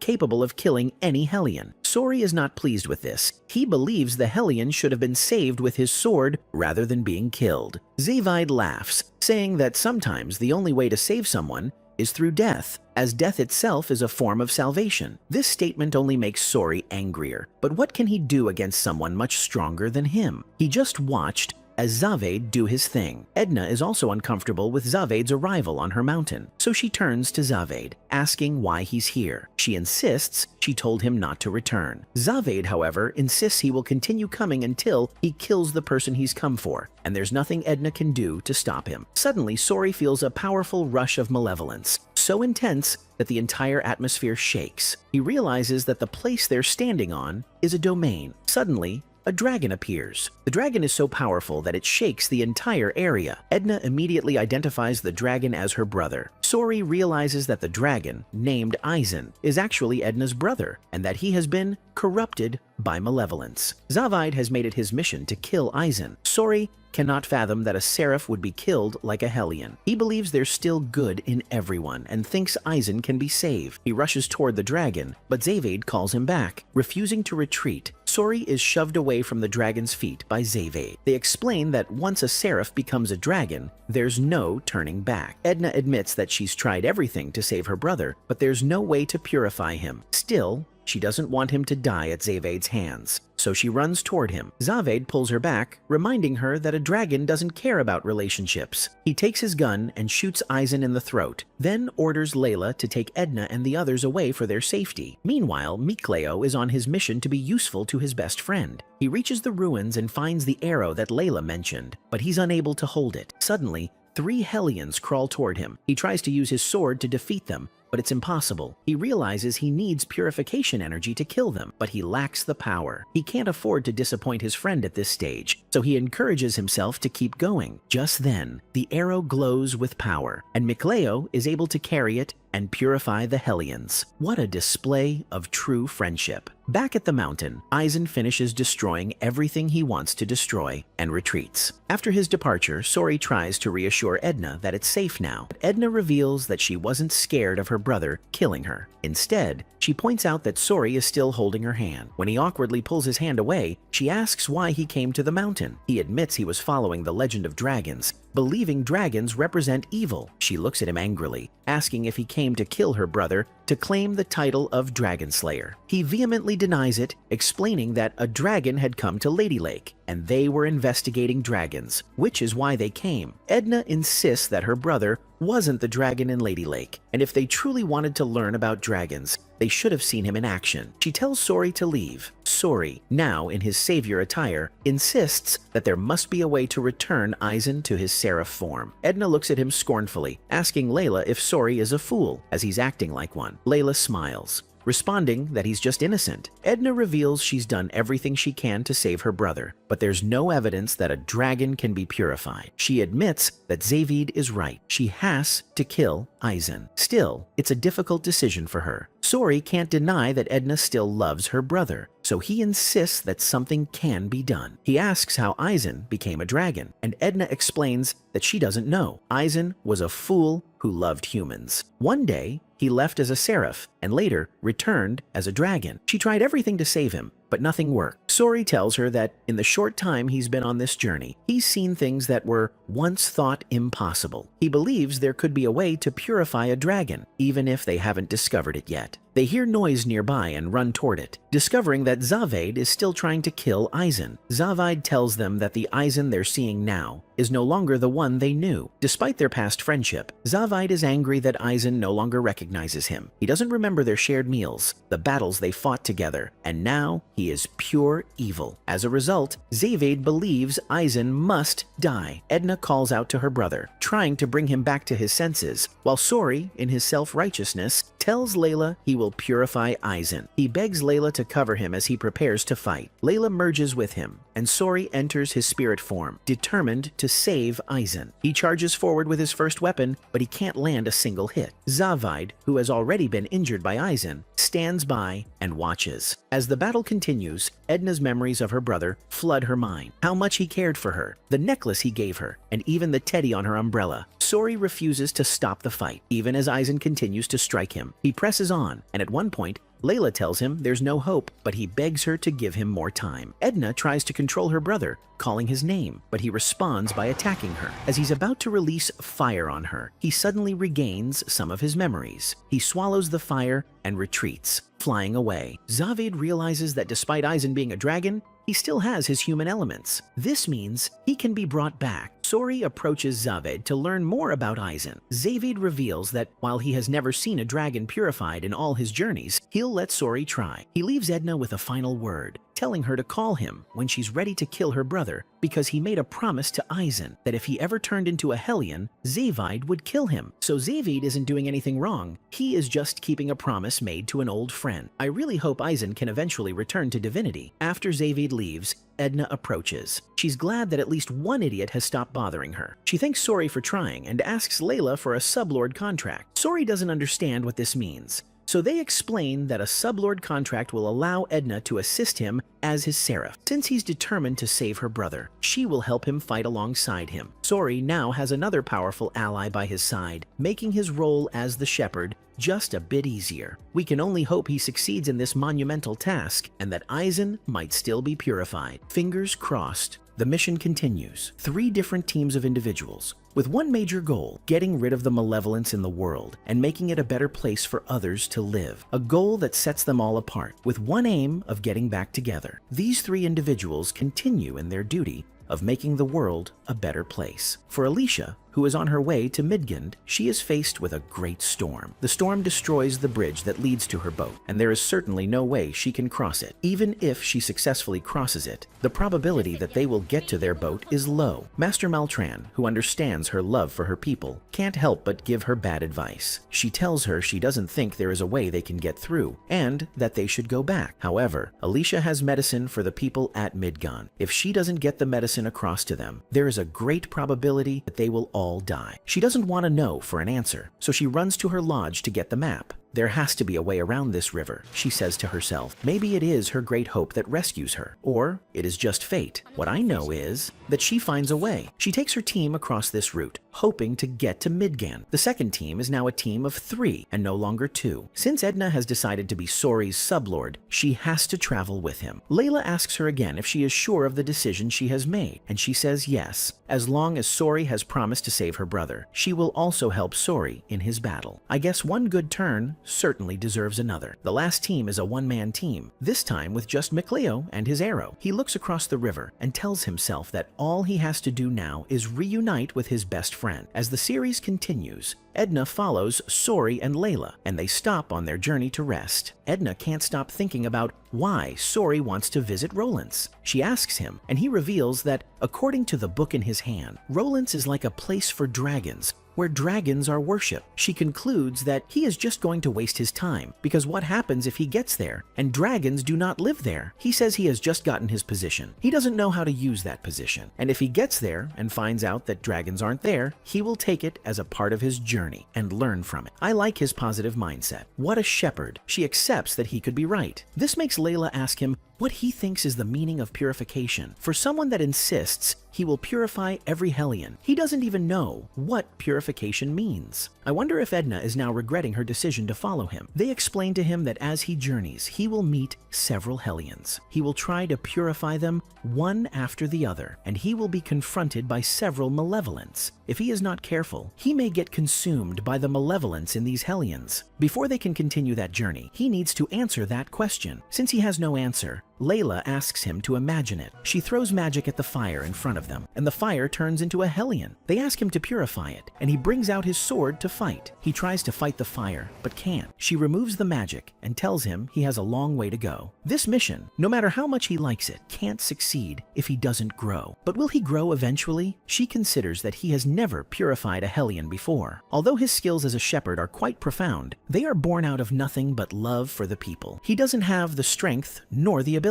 She thinks about the risks and concludes that he can only succeed with the help of his best friend, so she hopes that Mikleo returns to them as soon as possible. On the other hand, Mikleo sits under a tree thinking about his next course of action. Suddenly, he sees a Norman seraph running away and screaming. He looks farther and sees that a Hellion is attacking the seraph. He proceeds to fight the Hellion with his arrow, but two of his arrows can't even pierce the Hellion. The seraph tells him that he can't fight alone. He releases his power to Mikleo, and together they defeat the Hellion. The seraph goes to drink water, after which he has a conversation with Mikleo. He is shocked that Mikleo, despite being young, knows about Norman seraphs. Mikleo tells him how much he knows and how much his father has taught him, which gets the seraph excited. He reveals that his name is Atak, and although Norman seraphs are weaker than other seraphs, they have the ability to boost the powers of other seraphs. Mikleo advises Atak to leave that part of the mountain because of the risk, but Atak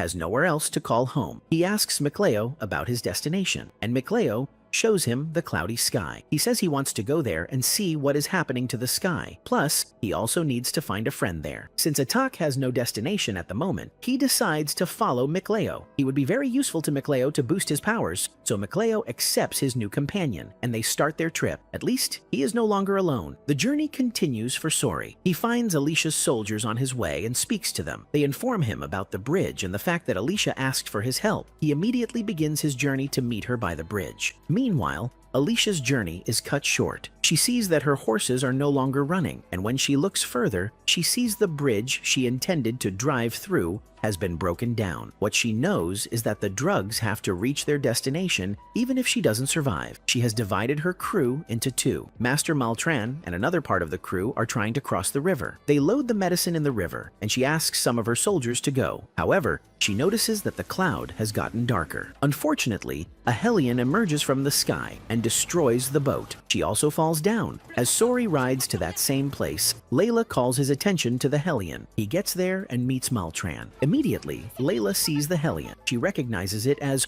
Ouroboros, a powerful Hellion who is certainly the cause of that storm. She immediately goes to safeguard the people there, but she asks Sori to deal with the monster. Sori calls for Edna's help, and Edna decides to show her power as a sublord. She merges with him to make a powerful weapon, and he goes to fight. He successfully lands 2 blows on the Hellion, but before he finishes, they get a visitor. Yes, the visitor is another Hellion. He recognizes it as a dragon, but they correct him that it is a drake. A drake has not developed as much as a dragon, and it can still be purified. He immediately runs to purify it. At least, he will use that to learn how to purify a dragon. But the drake runs away, and he falls down. There is no way he can purify something he can't reach, so he gives up. Maltran comes to appreciate him for saving them. He asks about Alicia, and finds out that Alicia has taken another route to the city. He looks toward the direction the drake has gone, and realizes that it is the same place Alicia is. Fearfully, he begs Edna to complete the bridge so he can travel there. But Edna calls him foolish. He has finished using all her energy, so where does he expect her to find strength to complete the bridge? He persuades her and she gives in. She creates rocks from the water as a route, and they walk through it. On the other hand,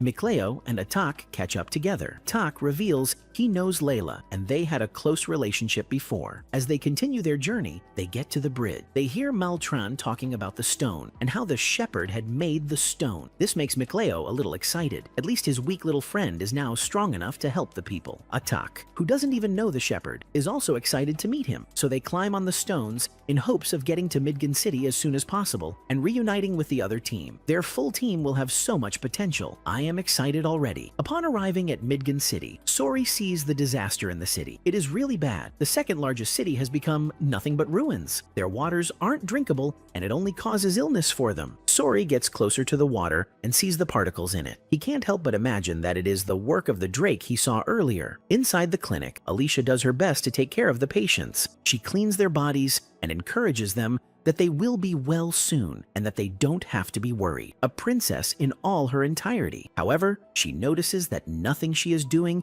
is making the people feel better. Even her drugs aren't working. She walks away disappointed, but Sori calls her name. She turns to see him and feels a little better. She appreciates him for coming as soon as he could. Edna comments about her, and to their shock, she can hear the Seraphs just by being around Sori. They realize that Sori's sensibility has improved. At least, that is a good thing. They are so glad that she is fine. At least, that makes them feel better. Unfortunately, she throws the bowl in her hand down and breaks down. She complains that she is tired. Nothing she is doing is work, and it seems like everything is wrong. Sori looks at the water that has fallen from her hand and sees the curse in it. He realizes that even the water they are using to treat the sick is cursed, which is why they can't recover. He has to tackle the Hellion from the root. He hears the sound of the drake and goes outside. He shows Alicia the direction the drake is coming from, and she tells him a tree was there. He immediately figures the drake is trying to build a domain. He has to defeat it before it successfully does that. He runs to fight, asking Edna if she can seal the drake in a place so it doesn't run away again. Edna does her best,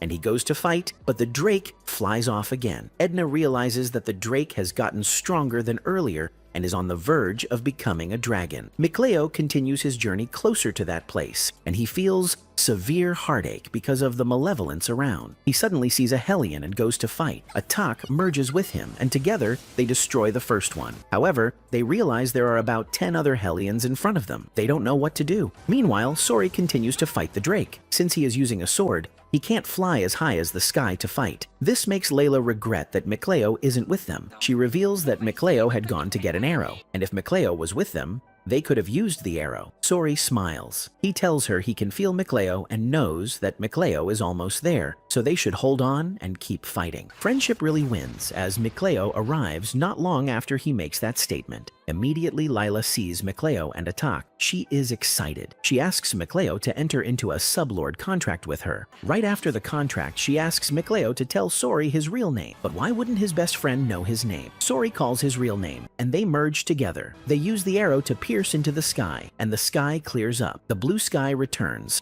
and the drake is purified. The two best friends return to the ground. They depart from each other and do their friendship greetings. This has to be my best scene in this series. I am smiling from ear to ear. What a great relationship. I believe the union of Sori, Edna, Mikleo, Layla, and Atak will save the city. With their newfound power, Sori smiles at his friend, telling him that he knew he was going to come, and his friend also responds that he knows Sori can't do anything without him. They are indeed a cut of the same cloth. They bump their fists happily as they smile to themselves. For the first time, Sori has successfully purified a Hellion. Well, it wouldn't have been done without the help of his friend. A part of their problem has now been solved as the sky is now clear, but another part of their problem is the water. If the water doesn't get clearer, it would be impossible for the people to get good water to drink, and this could make them fall sick again. Fortunately, Mikleo has the water element, which makes Edna call him the Water Boy. For 3 days, Mikleo and Sori go to the water source to purify it. On that day, they proceed to the source while Layla and Edna wait for them outside. Layla cannot but admit that Sori is eventually becoming a good shepherd. She sees his passion for the people and how much he enjoys making them feel good. She also admits that Mikleo is a great friend because no matter how much Sori disturbs him, he is always ready to help his friend out. At the underground area, Mikleo and Sori hold hands as they call the god of water. They clean the water again, but after they are done, Mikleo complains that it may take a long time before the water eventually becomes clean. Sori doesn't care. He knows the only reason he was successful so far is because Mikleo is with him, and they just have to keep it up. They all walk away from there and talk. Lila compliments Sori, saying he is doing great, and they are proud of him. They also see the recovered villagers waiting for him, and they all call him their shepherd. Edna walks away complaining that she is tired, but Mikleo can't even pinpoint what she had done for them. This leads to a little argument between them. Just some petty stuff, nothing serious at all. They all sit at the table along with Rohan, the seraph that was purified. They ask Rohan how he is doing, and he appreciates them for purifying him. He reveals he was meant to be the guidance angel of that place, but he cannot even remember how he got corrupted by malevolence. They all admit that it isn't his fault because of the way humans are. It would be very difficult for a seraph to stay with humans and not corrupted by their malevolence. Atak even talks about how he had seen several smaller towns get completely destroyed by the seraphs that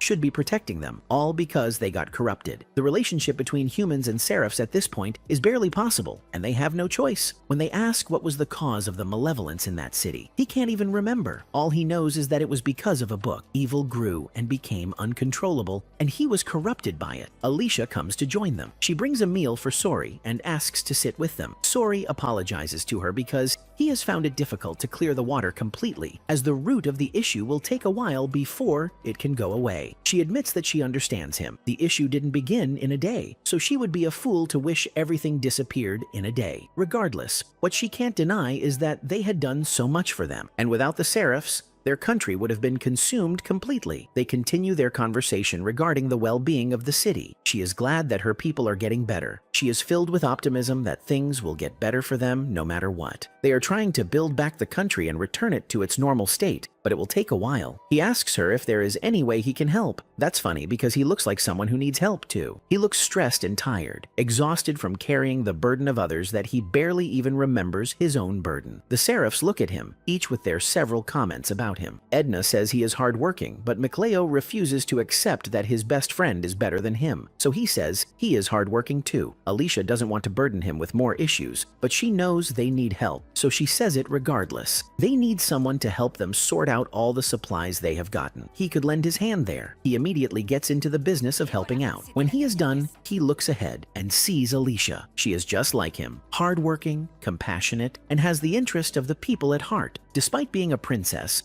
her position isn't important to her. They receive a visit from the merchant that supplies goods. The merchant is Rose. Do you remember her? She is the first lady that Sori met with Mikleo when he arrived at Lady Lake, the lady that gave him a pass into the city. Seeing her gets Sori excited. He goes to meet her, and she reminds him that he owed her. He admits his debt, but being a shepherd doesn't mean he has money. In fact, he is broke.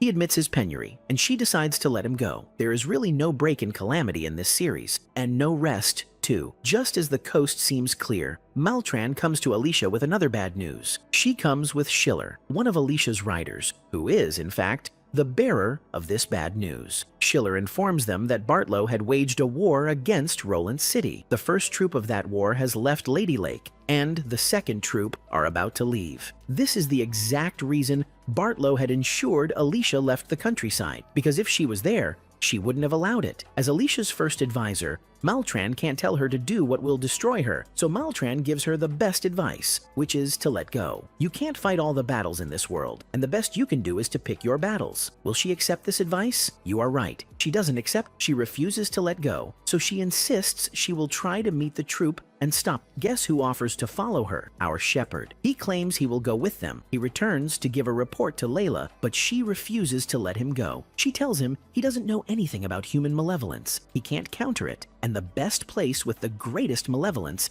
is the battlefield, so she can't let him go. She reveals that it's not only seraphs that can become hellions after being consumed by malevolence. Even humans can be consumed. As though the universe wants Sori to understand what she means, he suddenly feels there is a great hellion around. He follows where the Hellion is. On their way, they inform him that the Hellion he is going to confront is a human that was consumed, so they are much stronger. He gets to the door of where the Hellion is and opens it. He sees the creature. Layla tells him if he looks closer, he would see the human. The only reason he could see it as a Hellion is because he is the shepherd. Other humans would see a fellow human like them and would not know he is a demon. He sets out to fight the Hellion, but the Hellion is way stronger and throws him off. They immediately instruct him to stand up, because the Hellion cannot be allowed into the city. He runs after the Hellion and catches up with it. He successfully purifies the Hellion, and the spirit leaves, leaving just the human. He is weakened, so he falls down. He can't imagine what he had just experienced. How can humans be this terrible? He wonders. Layla walks up to him and talks to him. She reveals that only a shepherd can take the malevolence in a humanized Hellion, and even they, the Seraphs,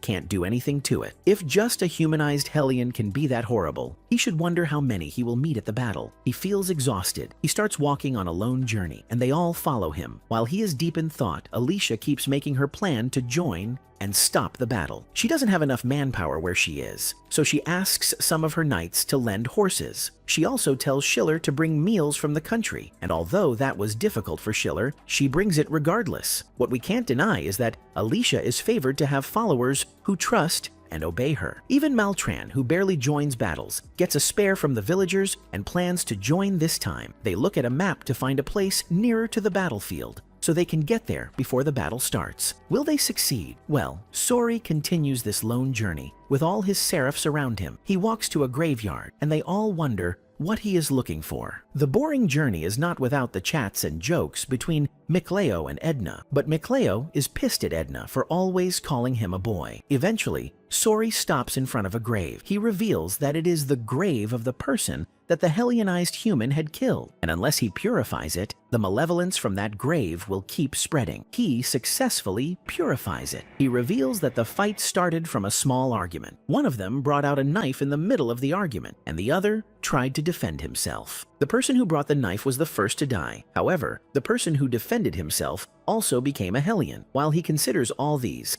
Alicia walks to the gate of the city but finds no guard there. She is concerned, and her concerns come into reality when some soldiers jump down to attack her. She isn't in the mood for jokes. She has several things on her mind, and she doesn't even care about losing her own life, so she begs them to let her go. One of the masked gang asks her what she intends to do at the battle. She doesn't have any plan. All she wants to do is ensure that the battle doesn't go on. One comes nearer to her to fight her, but she throws the soldier off. She tells them that she is brave, a brave princess. She isn't a regular princess, so they should count their battles and leave her alone. However, the head of the gang says they can't let her do that. What will happen if one of the soldiers she is taking to the battlefield to prevent the battle gets killed? It will only cause more malevolence, which will destroy the city. Coincidentally, the purified human goes to the grave of his friend to apologize. Sori watches him with the seraph, and they teach him that the idea of malevolence isn't something that sprouts from evil itself. But if your family member dies, no matter how much of a good person you are, you will breed hatred, and that is just the cause. Alicia also admits that her attacker is right. If there is a first person who should die, then it should be her. The attacker takes her knife to fight Alicia, and she puts the knife on her chest to kill herself. The attacker, who is a member of the Scattered Bones, with the responsibility of ensuring that malevolence doesn't spread, realizes that Alicia is right. She can lay down her life for her people, so she allows her to go. However, Alicia calls her back, reminding her that she had attacked her and she had to pay for it, not with her life, but with her loyalty by joining her in the battle. Alicia takes her sword and breaks the attacker's mask, revealing that the attacker is actually Rose. She tells Rose to supply them with the necessary things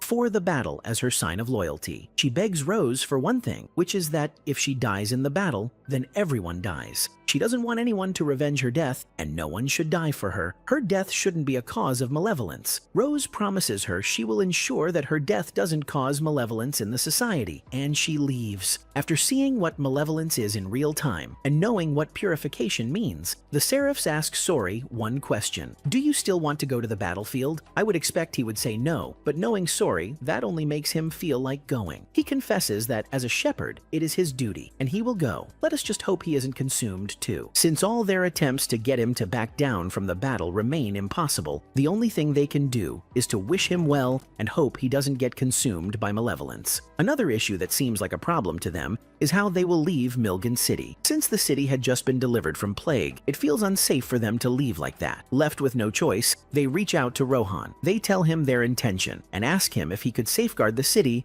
until they return. It really looks like a risk, but they have no choice. Considering that Rohan had once been consumed by malevolence, he also doubts his ability to protect the city. Rightly so. However, he doesn't have a choice. Someone has to stay behind and make sure the city is safe. He reassures them that he will stay behind and do his best. Although he cannot be sure that he won't be consumed, he will do his best. You can trust the ever-pessimistic Edna to doubt him. She looks at him sarcastically, wondering if the risk is worth it. He reassures them that he has Atak with him this time, so he will try his best not to get consumed. They put their trust in him, and Alicia comes to call them for the battle. The battle isn't one that you go into without a plan, so they meet first with a perfect plan. The war is set to happen at the border between Highland and Roland City, and the border can only accept about 20,000 people. Knowing Bartlow, that is probably where he will put his men to fight. You can also be sure that the people of Rollins wouldn't stand back and watch their city get destroyed. It is normal for them to fight back. However, this is where Alicia intends to enter the battle. She plans to stay in the middle of the two teams as an intermediary and try to stop the fight. She doesn't have as much army as both Bartlow and Roland City, but she has a diplomatic spirit, so she hopes to put that to good use. Maltrain remains concerned. If the war gets severe and she is unable to quench it before it starts, she may end up fighting her people. Knowing who Bartlow is, he won't back down even if he is losing, so she has to pick her battles. She reassures them that she won't hurt the same people she wishes to protect, so they don't have to worry. They start riding to the battlefield, and Ian, one of her soldiers, who is also Schiller's best friend, joins the crew. It's been a while since she has seen Schiller, and despite knowing they are on an important mission, she tries to catch up on old times. The way she teases Schiller makes Alicia realize they are friends. She tries to tell Alicia how her friendship with Schiller had started, and how they even shared the same crush. I love the friendship theme in this series. It is a good story, but Alicia isn't interested. She has so much on her mind, and those aren't her priority. She is right. So they continue their journey. Ian sees the shepherd and recognizes him. She has never seen him before, and that only gets her more excited. She goes to meet him, telling him that he isn't what she had expected. Rumors had gotten around Lady Lake about how he had single-handedly chased away a dragon, so she felt he would be a fearful person. In fact, the rumors she heard were that he killed the dragon with his bare hands, and, in fact, he ate the dragon that same way. He smiles at her. He isn't that kind of person, but he can't change what people say about him, so he has to accept it. She asks to shake his hand, wondering if wonders will happen when their hands meet. He holds her hand, and she is excited. She screams that she wouldn't wash that hand again. Well, the Seraphs watch her excitement over nothing. They wonder if she thought he was some supernatural being. Alicia calls Ian to give her a brief of what is happening in the city. Ian informs them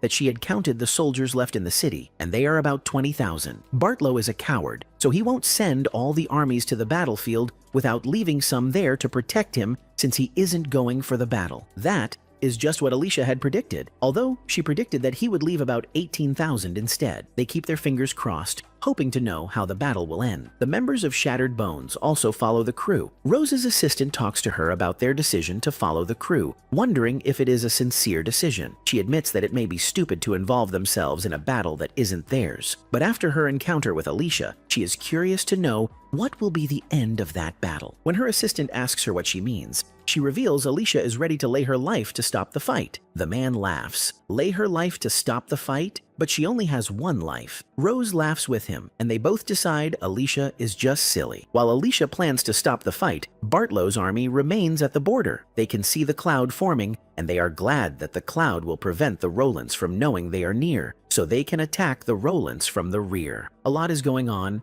and Alicia can't sleep. I don't blame her too. She decides to take a walk and get water. She walks to the stream and hears Sori call her name. He inquires to know where she was going, and when she says she can't get sleep, he shares the same concern with her, so they decide to take a walk. At the stream, he confesses to her that he really wants to stop the fight. They are nearer to the border, and there are just two possibilities. The first being that the fight hasn't started and they successfully stop it, while the second probability is that the fight has started. While he admits that he likes her and her love for her people, he tells her that if the fight had indeed started, he cannot side with Highland. Neither can he side with Rowlands. As a shepherd, he has to stop the fight no matter which side suffers the most loss. She admits that he is right and tells him to just do what is right for his position. As he walks away from her, Mikleo calls him. To Mikleo, their entire world is moving so fast. Just a few weeks ago, they were running around the ruins at Elysia, and now they are stopping wars. Sori knows he is right. They also think about Zenrus, but they throw the concerns away since they know their Gramps is always fine. Seeing how exhausted Sori has been, Mikleo suggests that after the fight ends, they go see the ruins. At least a shepherd should have fun time too. Sori knows his friend is right, so he accepts, and they do their usual friendship sign before they seal the promise. Meanwhile, Layla and Edna also meet. Layla admits that she knows seeing that war is necessary for Sori, but she hoped he would be more experienced before he encounters such a thing. In fact, she hoped he wouldn't have to witness a war, but humans only know how to start what they can't finish. This makes Edna call humans foolish. At the war zone, there is no right person or wrong person. What only happens is who the smartest person is, and in every case, the smartest person wins. Well, in this case, the Highland were the fools. I wonder why they expected that Rowlands would watch them attack without fighting back. It indeed comes as a shock to General Landon, who had led the Highland army, when he finds out that the Rowlands had attacked his team from the rear even before daybreak. The rear part of the border belongs to Highland. The Rowlands coming from that side to attack means they had also broken the truce between the two countries, and they can now be seen as a threat. Fortunately, in every crew of 100 stupid people, there will always be a smart person. In the Rowlands team, there is indeed a smart person named General Saige. He meets his other generals, telling them they are presently in the wrong. They shouldn't have attacked from the rear, and now they will be seen as villains. The others do not care. What matters to them is that they win the war. After winning the war, every other thing can be settled. Saige doesn't like this, so he retreats from the battle and says his army would not fight. By the time Alicia and her crew get nearer to the battlefield, they see that the war has started, just as Sori had told her the night before. As long as the war has started, he cannot be on Highland's side. He picks his seraphs and leaves so they can find their way to stop the war. Alicia thinks of the next way forward. The only way she can think of is getting Landon to retreat his team and send a truce to the Rowlands. She tells her team to follow her, as she will get to Landon and convince him. If that doesn't work, then she will kidnap him. They proceed on that journey through the rear of the border, unknown to them that the Rowlands are there. The Rowlands army sees them as a threat and shoots arrows at them. Ian gets into action with her arrow and kills a number of them. It wouldn't be easy to pass through that route, so Maltrain advises that Alicia gets to Rowlands while they clear that route. Alicia asks Rose to come with her, since Rose's mission in that battle is to see how Alicia plans to end the war. On the other hand, Sori gets nearer to the battlefield, and the malevolence thickens up. He sees several Hellions being created from every sword of the armies. The hatred, the fear, the anxiety that is emitted from everyone on that battlefield only creates more Hellions. He picks his seraphs and they jump into the battlefield. What will they do? Will they successfully purify everyone? Meanwhile, Alicia gets to the Highland army. She introduces herself, and when Landon finds out she is there, he calls her a fool. She meets with Landon and tells him to retreat his team, but he will do no such thing. He reveals he had gotten the command from Bartlow to capture her and even kill her if she doesn't comply. He asks his armies to arrest her and even injure her if she refuses. She looks at Rose, who reminds her of her promise. However, she begs Rose that it is a friendly. Rose must ensure that she doesn't kill anyone there while on the battlefield, while humans fight and kill themselves. Sori makes it his duty to purify them all. He keeps purifying until he gets tired. He admits that the malevolence that keeps entering into him is just too much, and there is barely any way for them to continue. However, he encourages himself that that is exactly the reason he was created, so he must do his best. At Landon's quarters, Alicia incapacitates the first set of soldiers that come at her, but ensures she doesn't kill them. Landon tells the others to attack her, and they rush there. Rose reminds them that the young lady they are attacking isn't just anyone. She is their princess. But they barely care about that. She starts fighting too, although she follows Alicia's words and doesn't injure anyone. At the battlefield, Sori turns into the highest level of his power. He uses the arrow to pierce into the sky to stop the Hellions that are clouding the city. The fight in the room continues until Rose realizes it isn't a friendly. The guys in that room will kill them if she doesn't tell them. She tells Alicia she can't continue with the friendly. She attacks one of the soldiers and is about to finish him off, but Alicia uses her sword to stop her. She pauses, wondering what kind of person Alicia is. Suddenly, one of the soldiers stabs Alicia from behind. Will this be the end of our princess? The battle at the rear eventually ends. Sori is exhausted. He faints on the ground and is tired. He stands up and starts running towards the other side. Something tells him it isn't yet over, so he runs there and sees a fight at another side of the border. Meanwhile, in the room, Alicia isn't angry that she is stabbed. She tells them that they don't have to feel bad for stabbing her because it doesn't even hurt at all. She even tells the soldier to clean his sword so his sword doesn't rust. What kind of human is this lady? Suddenly, they feel a sudden wave that knocks all the soldiers down. When she looks closely, she sees a seraph is around them. Upon arriving at the second part of the battlefield, the malevolence that Sori feels is so intense. They do not understand what they are seeing, but they clearly know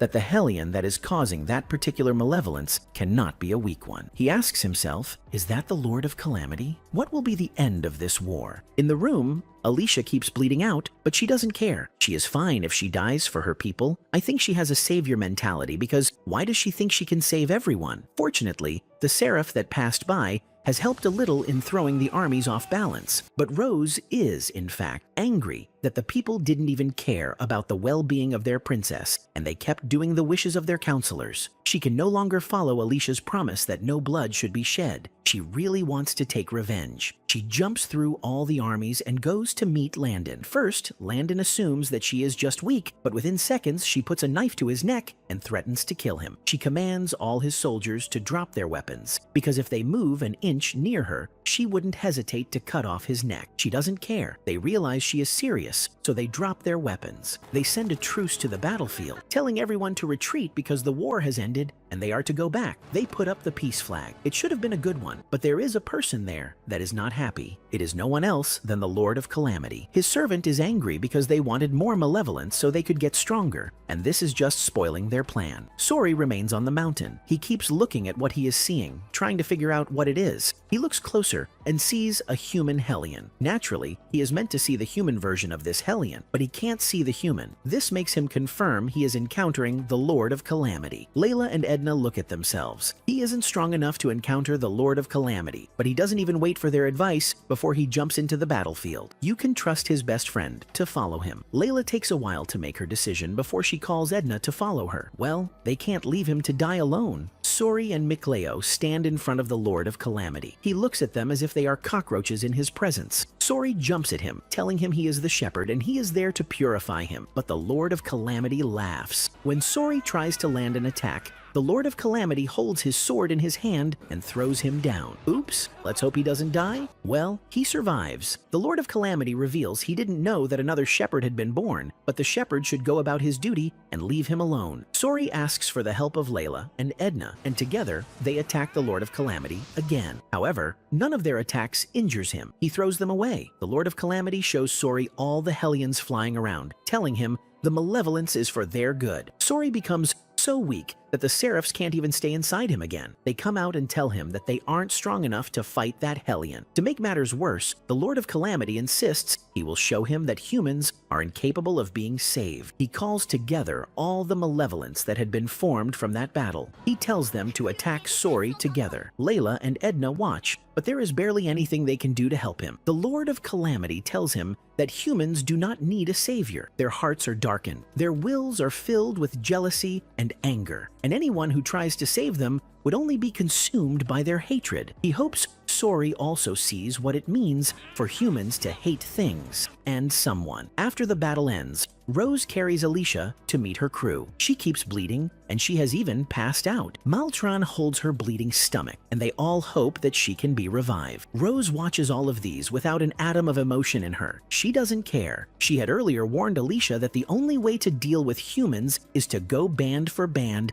and fight for fight. Thinking you can win win with just a kind heart is just a joke. Maltran asks that the doctors be brought to save the princess. Fortunately, Alicia opens her eyes. She doesn't even care about her life. The first thing she asks is if the war has stopped. Immediately, they tell her that the war has stopped. She closes her eyes again. Rose realizes she is wrong about Alicia. Indeed, it is possible that someone sacrifices her life for others, and she is that person. She starts thinking of the way she can save Alicia. She assumes that if she gets Sori to her side, she may survive. She takes a horse to find Sori. If only she knew Sori is also fighting his own battles. The seraph that saved Alicia earlier goes to the battlefield. He realizes that none of the soldiers that were attacked earlier died. He walks away without any care, wondering who else he will mess with after Alicia dies. Lord Saige of the Roland's army also comes there and sees that the armies are still alive, including that of Highland. He immediately calls the doctors to treat them. He wonders when the world will stop being evil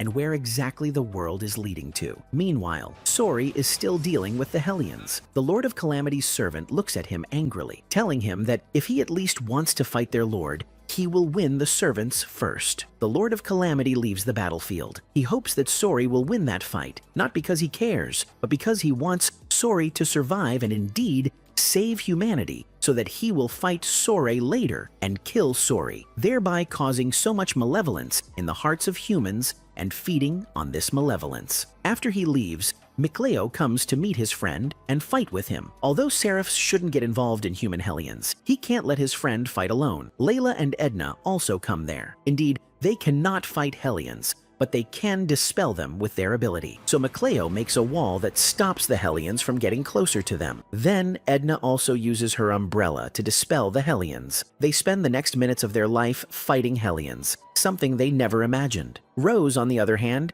continues her journey to find Sori. She doesn't even know what part of the mountain he is, but she knows she will get through to him. That seraph joins her horse. She asks him what he is looking for and why he is around her. He informs her he is there to help her. Although he doesn't care about their battle, he has an interest in something, so she should keep shut and follow his directions if she wants to find Sori. She allows him, and he describes the way. As they get closer to where Sori is, the seraph also feels the weight of malevolence in that place. He admits that the malevolence in that place alone is so thick that it feels as if all the malevolence in the world had reunited there. They all wonder what will be the end of humanity if things continue like that. Before they get to Sori, Sori had finished fighting the Hellions. He is tired and exhausted, so when he hears Rose shout his name, he gets thrown off balance. A Hellion tries to attack him, but the seraph helps him throw the Hellion off. He reveals that again. He doesn't care about Sori, but he thinks Sori is a part of a future that is clouded and he wants to see the end. I am just like him, neutral in this story, but I also look forward to seeing the end. They inform Sori of Alicia's injury, and he runs to meet her. She lies on the floor recovering with blood on her back. He covers her bloody back and sits beside her. Sad. His face feels teary. He probably didn't imagine that humans were very exhausting when he was dreaming of a world with humans and seraphs